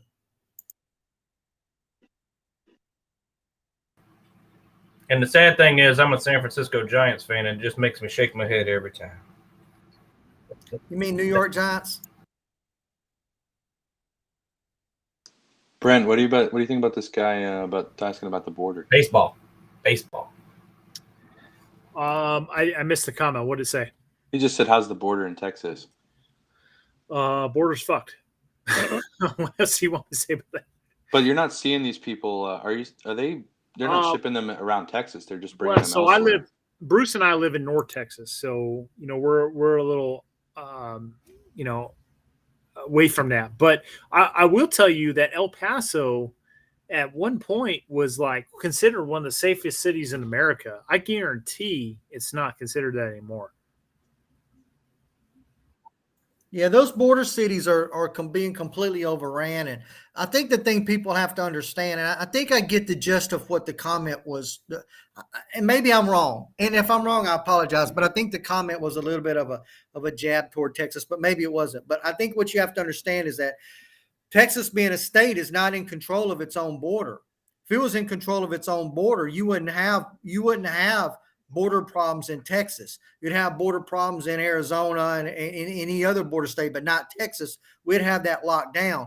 We're not allowed to have that locked down because the federal government controls all of that. That's states aren't allowed to control their own. All right, but I'm telling you that anytime a state governor tries to do anything, we have zero influence whatsoever over immigration policy. It's all federal. There's no Texas immigration policy. That doesn't exist. It's all U.S. immigration policy. Nothing is stopping And your if all governor the from feds calling up just his left, guard and putting it on the border and establishing a barrier. He could go out tomorrow and put up triple strand and prevent people from crossing. I didn't know that, Les. He's doing that though. I saw not enough. He- I mean, He's not doing enough because he's not allowed to do there's enough. nothing that prevents only him from so picking much up that he phone can and do. going, "Hey, DeSantis, send me troops." Nothing calling Oklahoma, send me troops. You can call every other Well, Republican if governor, that- say, if- "Send me troops." If that's the case, I stand corrected. But it's my understanding that states don't have any control over their border. That's a federal issue. Now, he can stop the border because if you come across the border, I think a lot of your border regions are private property. Well, the moment you step on the border, that's private property. I think, correct me if I'm wrong, I heard in Texas that if you damage a fence that contains livestock, that's a felony. So you don't prosecute them for crossing the border. You cross them for fence damage. You arrest them for trespassing. I'm sure any good prosecutor can I come think up with a shitload the of problem, crimes.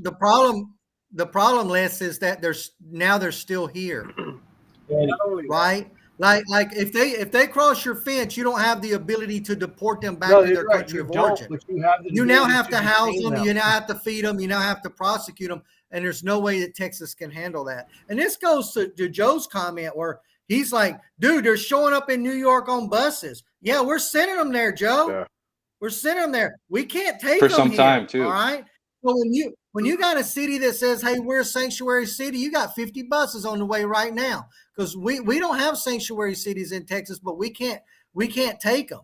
And we're not talking about, and I mean, this is a tough situation. And I'm going to just say this and then move on, but and let you guys speak. But, you know, these aren't hardcore tattooed cartel guys that would be real easy to put on a trebuchet and flip them back over the border, because that's what I would do. But we're also talking about little kids, little girls, women with families, all kind of bullshit coming across the border that you can't be mean to. You can't make them out to be evil people. Sure, they've broken immigration laws, but they're freaking a woman with 3 kids in tow. What do you do with that, right? You have to be compassionate to them in some level or another. One, it would be morally wrong to be mean to them. 2, it would be an absolute freaking disaster on the news if you were mean to them. It puts us in a tough situation where what do we do with all these people, right?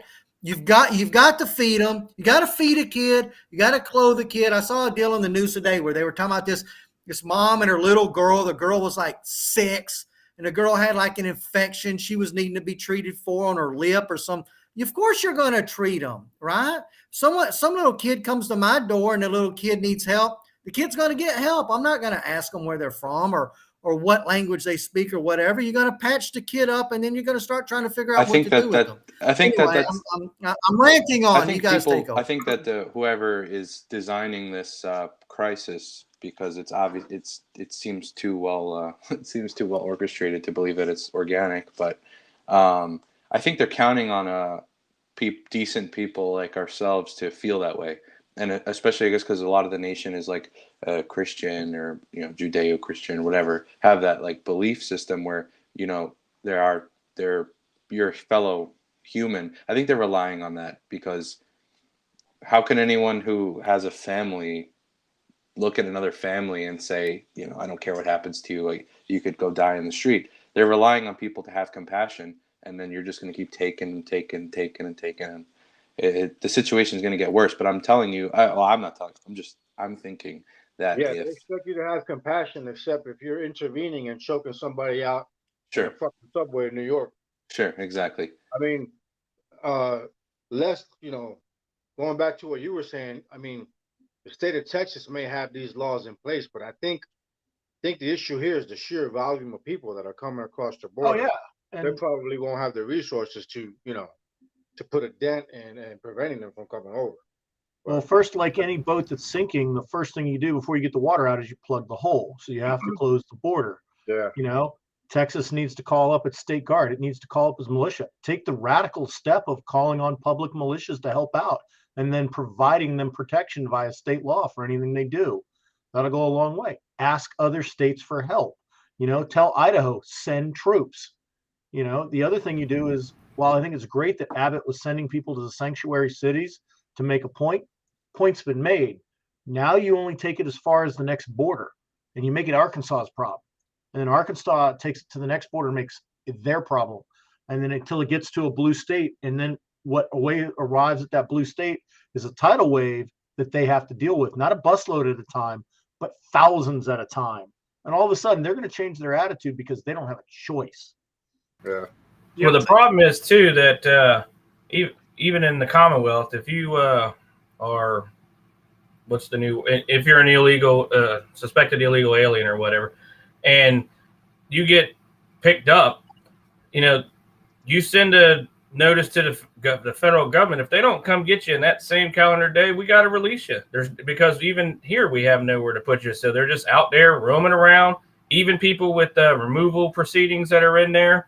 The local jurisdictions, they don't have the ability to house guys or help everybody out. And, it's taken away from social programs and all. A lot of them I know is coming over because they're in war-torn countries. It's more of an economic thing. And everybody thinks if they come over here, they're going to have that handout. And it's the problem is just so goddamn intertwined and so back-asswards. It's going to take a while to get this damn problem fixed. And I know right now the big thing is they're not going to sign off on this because they want to deal with all these all the people that are already in the country. We got to plug the hole to stop the flow, because there is a gazillion head that's in this country that we got to do something with them too. Are you guys aware about there's like claims, and I wouldn't mention it if at the time I didn't think that. I'm trying to look for it now. I wouldn't mention it if at the time it didn't look pretty believable. I was reading that they were using, the feds were using the technology, whatever technology we have on the border for detecting people. We're like advising Mexico on where to cross these people in relation to where local law enforcement and border patrol was at the time, and they were kind of like our government was like routing immigrants around our own law enforcement services, so they were like missing each other. I'm not sure how true that is, but I was reading that in a lot of places. I can't find it now. I wouldn't be surprised. The federal government wants them here, where state governments don't.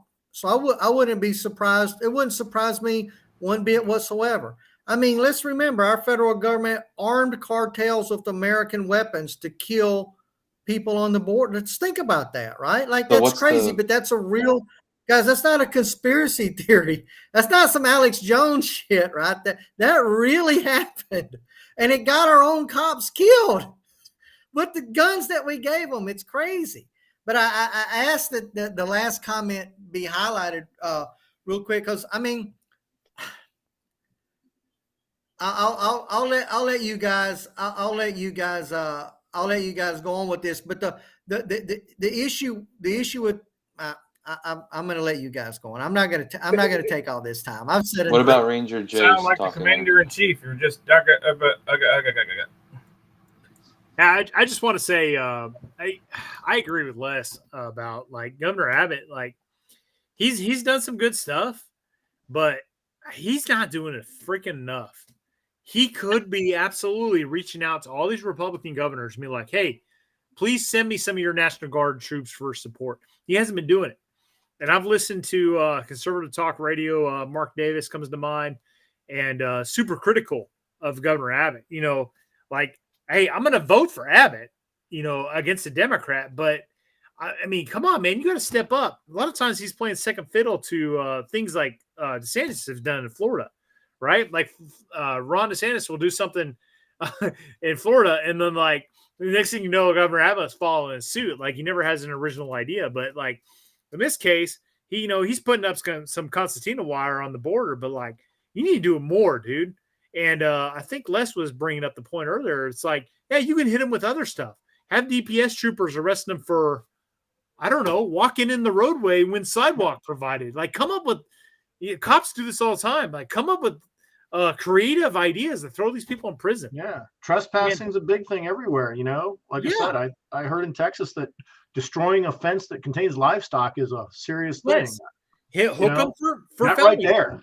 You know, and then to Bruce's compassionate point, like Trump had this nipped in the butt. Like, make them wait in Mexico. These families with these kids. Well, okay, you know, I don't want to be the mean person to the kids, the wife and kids either. However, if they know up front, like, hey, when you come and you apply for asylum, you're going to have to wait in Mexico on the side of the street, not in the United States. It'll stop it altogether, and they'll fix your own fucking country. I'm sorry, we got enough. Trump's immigration plan was great, and it was working better than anything I've probably seen in my lifetime, right? Let's build a wall. Let's get the message out that you're not going to be coming here illegally. Let's deport people quickly. Let's jail other people. Let's require people wanting to come here for asylum stay in Mexico until it's cleared. They're not going to want to do that because Mexico's not a great place to hang out when you don't have any money, any family, or any infrastructure. And the most important thing that I think that we want to point up here, which was the previous comment that I'd asked Brent to post, is you're not allowed, just because your country's shitty and it's better here, doesn't mean you get to come here. We've built one of the greatest countries in the world. I think the greatest country in the world. If that's the case, the rest of the world would be depopulated and everybody from around the world would live here because everybody wants to come here. China doesn't have an immigration problem with America. North Korea doesn't. Sudan doesn't. Australia doesn't. Canada doesn't. Shall I go on and name every country in the world? People want to come here. Americans don't want to go there. We're a freaking awesome country. We can't take you on just because you don't have a job in Podunk Town, Guatemala. Too bad. Build up your infrastructure in Guatemala. I know life sucks in some countries. It would really suck to live in North Korea right now. My wife and I got deported to North Korea. Life would suck for us for the rest of our life. But you don't get to come here as North Koreans just because we've built a better country over the last 200 years. That's not how it works. And our federal government under Joe Biden and the whole government seems to give foreigners this idea that they can come here and be Americans because they've got it bad in their country. Most countries, most people in this world have got it bad. Most people in this world live like they lived in the Stone Age. Really, they do. Sure. If you just look at the population of the world and then look at how much they make per day, most of them are living in fucking medieval times. We can't take you on here, guys. Well, there's a path that if you have it shitty in your country and you want to come to America and you want to live in the land of prosperity, there is a path to do it right. Santiago lives down here in Florida. Again, my family's from Tampa too. They came over from Cuba too, but they did it the right way, legally. It takes a long time. It's not just one day. God damn, it takes a long time. But there is a way, and I'm sure Santiago could speak to it. Families who did it the right way, look at the yahoos that are running across and fucking cheating the system. They're not for them. Yeah, yes, they want to slap hands with family members and all if they came over like the old days where you came over on a raft or something like that. But even when you got here, you still had to fucking work on it and go the right way to do it. And it takes a long time. And that's the problem. People are so used to just trying to get that shit like that. That's not what it's about. You can become a citizen. You can take part in this great country that people before me have built, but there's a way to do it. That's why when people say, well, the immigration system's broken, Not necessarily is that portion broken. There's a path. That path has been working a long ass time. Yeah. It's all these fucking yahoos from up north and down south that are taking advantage and then running somewhere where they're going to get taken care of. I'm all for that. You got to work for it. Just like if you come over on a visa and you got to work and things of that nature. You can't come over here and just start getting on the benefit packages or your SNAP or your EBTs and getting free housing and all. Work. It's hard, but I guarantee you at the end of the day, I know my grandfathers and all, when they came over, that was what they did, and that's how they did it. And they, all our family that came over did it the right way, and they turned their noses up at the ones that aren't doing it the right way. Yeah.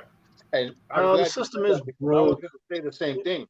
A lot of these guys, I mean, I've been here 32 years, and I've seen all sorts of them. And when they come over, one of the reactions I get, because I work with a lot of these people, where I work, it's mostly Cubans, and they have family members coming over, and they're going through the process to get legal documentation to become a citizen. They got to wait 5 years, take the exam. When they pass the exam, they can go and swear themselves in as a citizen. But along with that, you get just like everywhere, there's bad seeds. You get these shitty, lazy fuckers. They come over, they're like, wow, fucking everything is here. I've never seen a supermarket in my life. I can't believe there's so much food here. All these cars are shiny. In Cuba, they're driving fucking 56 Chevy Bel Air still. They don't have new vehicles over there. So they get here and they're in awe of all the shit.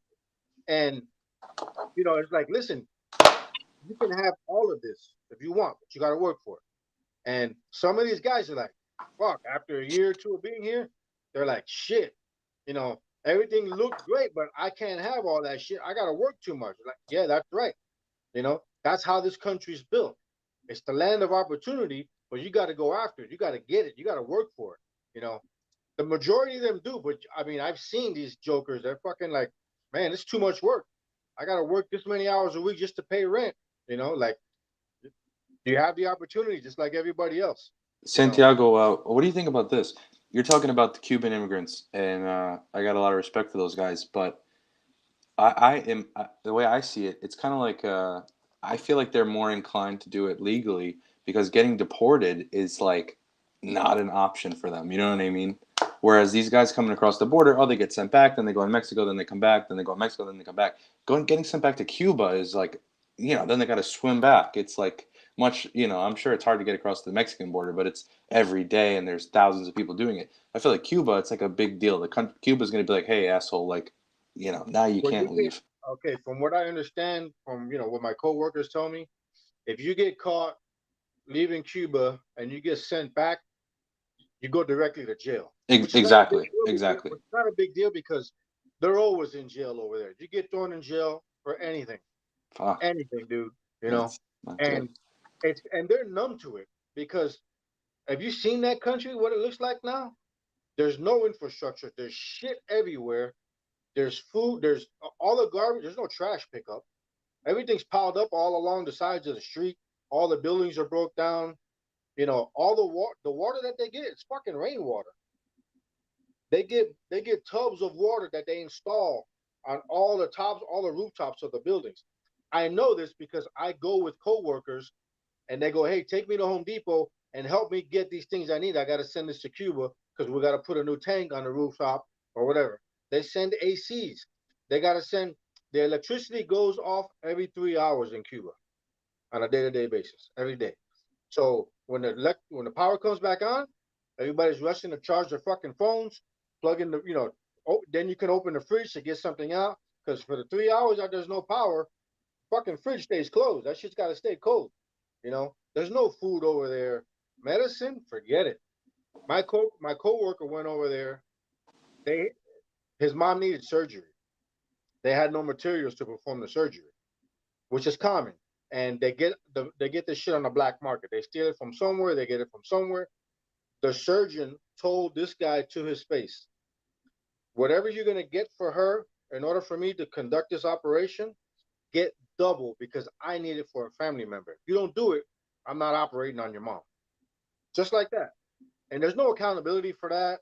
There's no oversight. There's nothing. I mean, it's just, if you're in a position like that, you can get anything you want from from somebody else who's desperate to resolve an issue, and they have to go, shake a leg, and they got to do all the leg work and get that shit done for them. So I have when a question for you they come over guys. here and they go back over there, they're thrown in jail for a couple weeks, a month, who knows, and it doesn't bother them because they're just so used to it. Whatchamacallit, Doc Rad here. I know that they don't swim back. So I feel like this happens a lot, like this rational conversation that we're having. We tend to have these rational conversations as like normal people. But I feel like we're kind of but like people like that have this conversation from our kind of world perspective kind of stop short of this the why question. Like, yeah, we can interpret it and rationalize what's going on and how to fix it and blah blah blah. But the thing that I feel like is always stopped short of is why, because it's like it seems like everyone knows the situation, and people are actively choosing to make it worse or to not fix it, and that's the only thing that I can't understand. I mean, I have my opinions, but like, where is it? What is the point? Like, whose interest does it serve in this? Because it's not the interest of the people coming across the border because somebody said they're being raped, they're being killed or whatever. Like the people that are, and then they get here and they come to like a camp and they're living almost as bad as where they came from. But like, what is the point of them coming here? Like, I'll explain that, who Joe. does it serve? Yeah. Well, because Cubans are traditionally Republicans or conservatives, right? They're coming from a communist country. They know what the evils of communism. They don't want to be communists, so they end up voting Republicans. If you had this mass influx of Cubans coming in here, you better believe that you would see the left being the most staunchest, anti-border immigration party ever, right?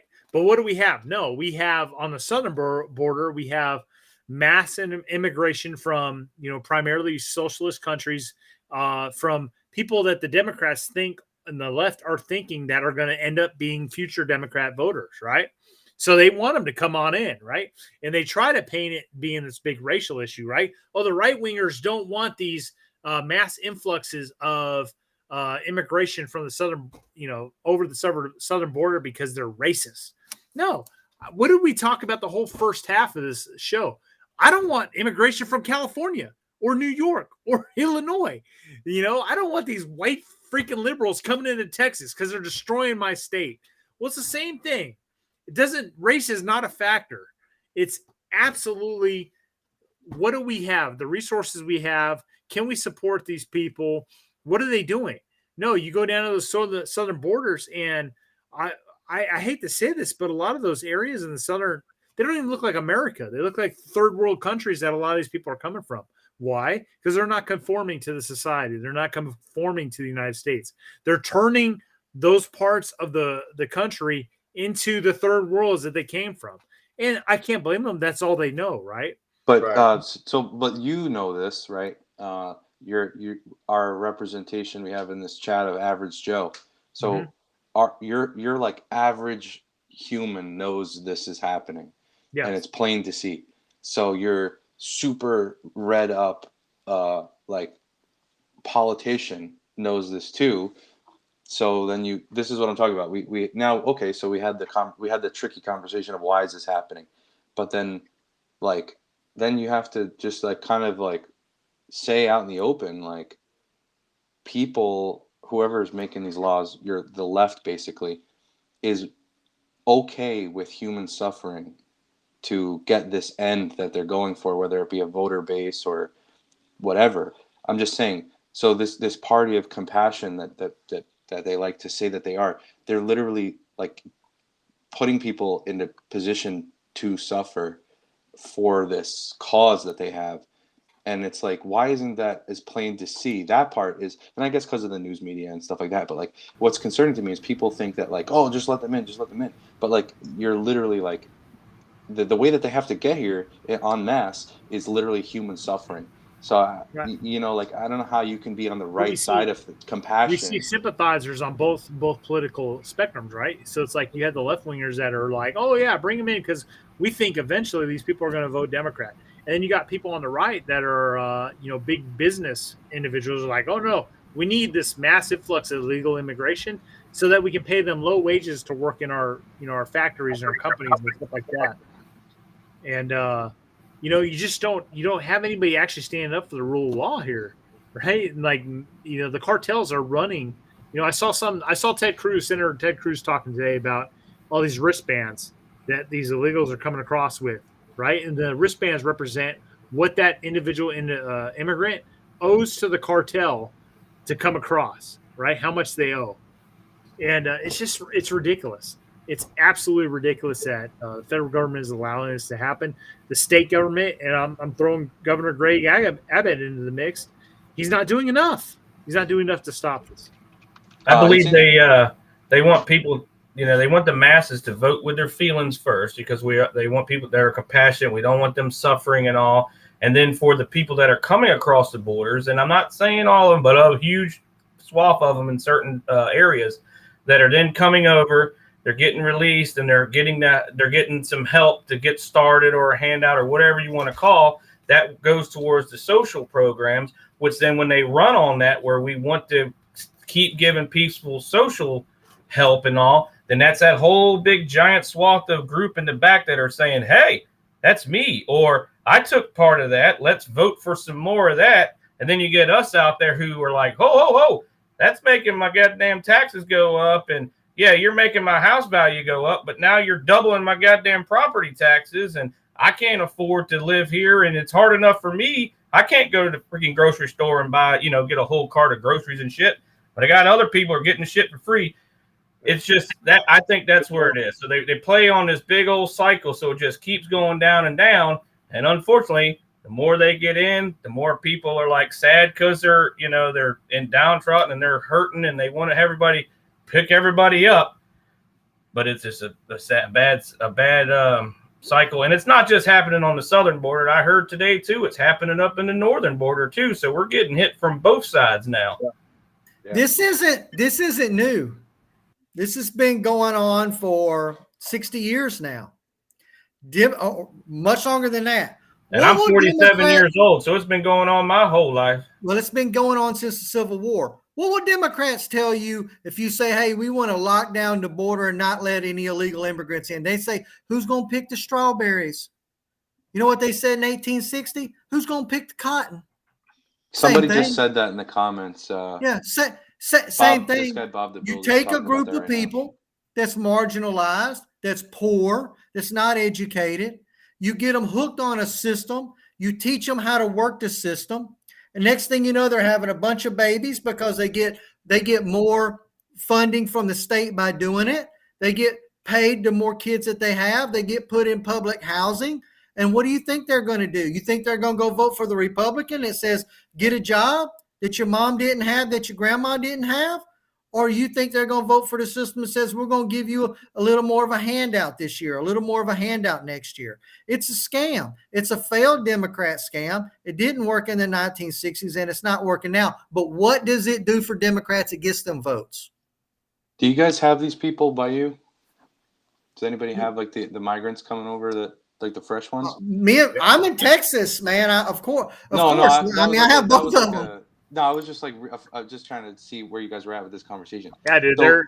I live in my area is in seeing it. It's yes. And so it goes back to where there's nowhere for us to even do with anything too. So we have to release them out there too. And I tell you what, a lot of them are getting here in my area, which is the Hampton Roads area, is the single dudes. And yeah, when they get here, a lot of them are some hardworking ass dudes. Don't get me wrong, and they're big on family. So a lot of their money they pull together, they send it back home because they got to pay back the cartels before they can start sending their family some of this hard-earned money that they're getting under the table, and they're not making the same as we do, but to them, it's a huge swath of money, and then they're all staying together and pulling things.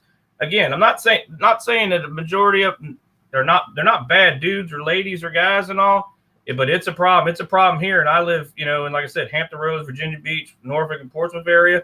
And I have seen a huge influx of illegals because they got to get out. They're sending them up the coast, trying to send them to all these other states. And then dudes are just filtering from there. All right, we ain't got no room from there. So they start filtering to where it's warmer. They're not staying up in Buffalo and shit where it's cold all winter. So they're coming down So the reason I brought that up is because what Brent said about the wristbands and what they owe the cartels to coming here. So and the reason I asked if you guys have these people by you is because something I've noticed, and I'm curious if you guys also notice, is in New York anyway. They show up, they get bussed out, they get literally thrown out onto the street, and some of them have like no clothes, like to just what's on their back. And sometimes people will meet them and give them stuff. I know a lot of Christian churches over here will come meet them and give them some stuff, which I'm not against. But I'll see them working the roads. So they'll be like selling, mangoes or limes or whatever, just like stuff on the side of the road. They'll come up to you on the off ramps and intersections like that. And what I always thought was interesting, and other people are noticing, like guys that work on the street or people that work in the city, guys that I work with, they have all the same stuff, like all the bags are the same. They're filled the same way. The fruit's cut up the same way. It's the same type of fruit, and it's citywide. So what I'm thinking, or what people are starting to notice, is that there's some sort of centralized organization for what these people are doing to get some income in some way. But I'm starting to think that maybe it's some sort of thing where they're like, okay, we'll bring you to, you're going to get sent across the border. You're going to probably go to New York. And when you get there, this is what you're going to do until you pay back whoever you owe for sending you here, is you're going to work this road and sell this fruit. Because I don't think they're seeing any of that money. I would imagine they have to meet up every day, get the shit, go onto the road and stay there all day. I mean, they're women with little babies and bundles on their backs, and it's always the same stuff. It's like the same packaging, the same fruit. It's like, it's mind blowing. There's no way everyone could have the same Ziploc bag, the same packed the same way, cut the same way, and over the whole city. You know what I mean? So I'm starting to think that there's some sort of something organized going on that I don't think we have to do with. I think that it's something crime related in order for these people to pay back whomever they owe for coming here. I don't know. That's just something I noticed. I was curious if you guys noticed something similar. I haven't seen the anything like that around I here. don't see that. I don't notice that on them, but I mean, and I see a lot of them. Like every Home Depot here, you go there in the morning, and every single Home Depot parking lot, there's over 100 of them there. Day workers, laborers, just waiting to get picked up. And I mean, I haven't really looked into whether or not they're carrying the same shit, but no. See, Santiago, that I want to touch base on what you said right there, because that's exactly what I was thinking. We see it here too, and basically, I'm gonna put words in your mouth, but you've got people coming up from down south, and not just Mexico, but all over Central and South America. And what's the one thing they have to offer? Essentially, their bodies. Okay, in that they can work. They want to work. Whether it's laying bricks, it's construction. Look, we all know the stereotypes, but there's a reason that they're stereotypes. And to Brent's got a super chat where the question was referring to joining the military and then getting I shouldn't say a free ride, but a pathway to citizenship by serving your country. I don't know why Trump didn't do this. Again, this is, if I was your president, okay, I'm going to reach out to every illegal immigrant here and I'm going to say, here's the deal. You want a pathway to citizenship? You're going to spend 2 years working on the wall. Construction? Then you can build a wall, a big, beautiful wall. Wasn't it Trump that said that? A big, beautiful wall. It's going to be shiny. It's going to be, and I've seen stuff that Hispanic people have done and other people too. Their construction can be marvelous. Make a beautiful wall and say you're going to work on it for 2 years. And in that 2 years, you're going to do two things. You're going to build me a beautiful wall. You're going to learn to speak English. You're going to learn a little bit about civics, a little bit about the history of the country. You're going to get your citizenship, and you can consider your debt paid. 60 years old, that's fine. 15-year-old, that's fine. You can haul concrete and you can stack bricks. You got a job. And when you come out of this deal, not only are you a citizen of the United States, not only have you paid your debt back for crossing illegally, but you've got a skill now. You can go build beautiful buildings all over the country. You know what? We're going to be sending you to Ukraine in about 10 years, and you're going to rebuild a whole country there. There are going to be trillions of dollars to be made. There's a lot of construction work going to be in Ukraine real freaking soon. You're going to have a job, and you're going to get paid overtime. You're going to get paid foreign pay. Listen, I've got for you. I'm ranting, guys, but you know where I'm going with this, right? Like, there can be pathways for people that have done things wrong to get righted. And then the people that have done things wrong that don't want to work, well, you're out of here because you're not our best and brightest. And Brent, I'll let you speak to the super chat, which was in relation to those same individuals joining the military and serving our country, which I personally think is a fantastic idea. Well, yeah, I'm gonna wrap up here, guys, because we're already at the 2 hour mark, and boy, let me tell you, like this has been a fantastic live stream, and you The know, B team. The B team. yeah, Goddamn average Joes, baby, average Joes. I had a lot of the guys that I normally have on here and couldn't make it on tonight, and I just reached out to a bunch of random dudes, and they were all like, "Fuck yeah, let's do it!" And Goddamn randos. this has been great. So let me just say I appreciate these guys coming on. In terms of Foreign Legion, like I think we've already talked about this before in the live stream, but I don't know. I'm on the fence on that. I had, there are cases of people that are not citizens of the United States getting into the U.S. military and then subsequently getting their citizenship later. That already happens. I remember specifically one guy in my company, Bravo Company, 1st Battalion, 4th Marines, during the 2003 Iraq invasion. He went through the whole entire invasion, and then we came back, and then shortly after we got back, we were getting spun up to go right back over to Iraq. And guess what? That guy went UA. He went UA, and I never saw him again. So I don't know exactly where those dudes' loyalties lie. I don't know, as a United States Marine, being gainfully employed in combat, like knowing that like my relief or follow-on forces are foreign fighters. I don't know where that puts me. So again, I'm not entirely opposed to it. I just need a little bit more convincing. So maybe that could be on the table. Wouldn't work. I don't know. Wouldn't work. Yeah. We're not France. So France can have foreigners die for France and no Frenchman cares. In America, we would never tolerate that as a society, having foreigners die for us. We would never put up with it. Not only that, in France, if you want, after 5 years in the Legion, you can be a citizen. I think a lot of people here would have problems with that too, because they'd see 5 years as too light a time to serve. And where would you put these guys? So you sign up. Are you going to send them to Minot, North Dakota, or are you going to send them to Germany? And is Germany going to have a problem with that? Or do you send them to Oki instead of the Marines being there? Too many Well, I think, and I'm stepping out of line a little bit here because I'm not in the military, but I think about 80% of the military are not frontline troops, right? I mean, we think of the military, we think of that tip of the spear, we think of guys digging trenches, right?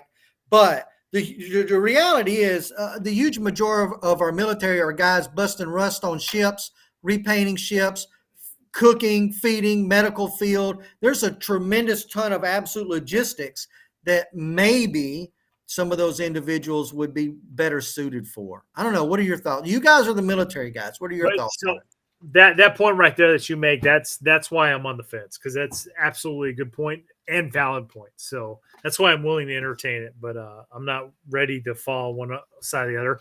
I don't see it happening anytime soon, so it's kind of a mute point. But guys, we are over the 2 hour mark. I do want to wrap this up because I know some dudes got to get up early in the morning, and it's been a fantastic stream. So what I'm going to do right now is I'm going to go around the horn, say you guys can address anything you want to address, what we've covered tonight.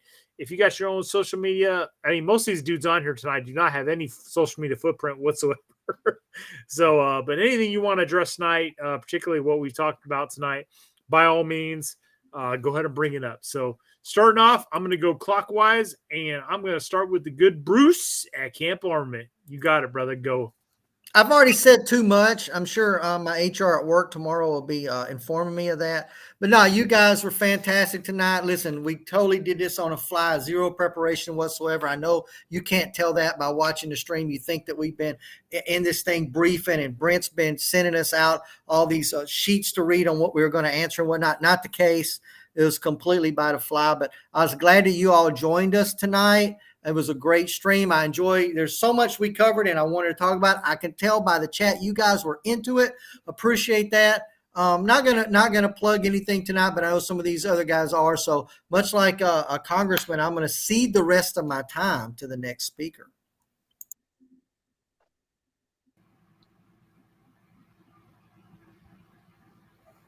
All right, hey, first guys, I want to say thank you for having me tonight. It was 2 hours went by just like that. We talked about a lot of topics today, and I hope we can do this again real soon. Hey, remember that this week is National Police Week. National Police Week is a time to honor the men and women of law enforcement who put their lives on the line every day to keep our community safe. Today, May the 15th, is National Peace Officers Memorial Day, and that was signed into law by President John F. Kennedy back in 1962. Hey, police officers, deputy sheriffs, border patrols, which we talked a lot of today, they don't do it so they can get a pat on the back, but hey, I tell you what, it makes them feel real good. Hey, had a good time out here tonight, and y'all keep, as Brent would say, keeping up with a good fight. Yeah, definitely a great stream. Without a planned topic, I think this went off really, really well. Lots of good stuff in the comment section tonight. And people brought up a lot of good topics to discuss that we just didn't have time tonight. So stay tuned. I'm sure we'll get to them in future live streams. Over on my channel, I just put up a good video about turning Fobbit flage into something useful. If you've got any of that in your collection, you definitely want to consider making it useful. I'll be having videos out soon about the recent One Shepherd semester. It was Bravo Company's largest semester and the second largest one in One Shepherd history. So lots of cool stuff happening there. So stay tuned. That'll be coming up shortly.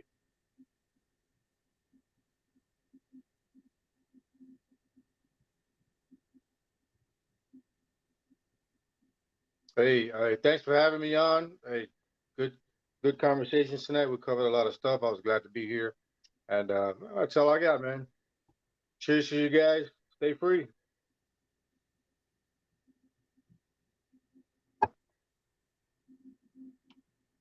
You're muted. All right, fellas. Yeah, no, I was happy to be on. I thought we had a nice conversation.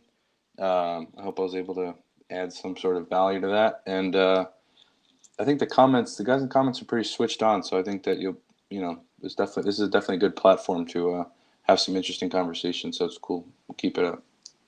That's it. See you, fellas. Yeah, I appreciate everybody coming outside. Again, this has been shooting from the hip, and it turned out really good. And I appreciate all the average Joes, I guess you could say, you dudes that don't have like social media footprints coming on tonight. A lot of these guys are One Shepherd instructors, and just fantastic dudes. And I would never expected this to have lasted that long. We've had kind of a lull in being able to come out here and do the streams. I apologize, guys. YouTube is not my full-time gig. If you haven't figured that out yet, I have a full-time life outside of YouTube. All right. YouTube is literally like a fucking side piece hobby for me. So it's just, something I do on the side. So I appreciate you guys tuning in tonight. We've had a very good showing, over 100, around 120, 130 viewers at all times. I do want to open back the floor real quick. And then I promise, guys, we're going to close this out. This is something I meant to bring up, but never made it to fruition tonight. How about this? We never commented on it. We never made it to Well, I had to bring it up because, it is just ridiculous. Can somebody please who puts an AR-500 freaking target in their body armor? That person, apparently. If you guys don't know the story on that, that is the ATF. An ATF agent took a AR-500 target and stuck it in their body armor to convince a citizen to give up their rapid fire trigger, FRT trigger. I think they were. What are they? Somebody help me out. I think it was a rare breed trigger. Yeah, one of those. So, anyways, just ridiculous. So, I think what you guys don't understand is how well that the shape of that plate conforms to a female's breast. Yeah. That is too funny. It's already hard to get them to fit properly anyway, and then you slide that thing in there. Oh my gosh. So anyways, how embarrassing. But nonetheless, that was one of her ATF agents trying to collect a rare breed trigger. So anyway, again, guys, I appreciate you guys jumping on. Thanks again for everything. The audience interaction, the super chat's been fantastic. Keep fighting the good fight, Semper Fidelis, and does anybody have any safe rounds? Hoorah. All right. See you guys next time.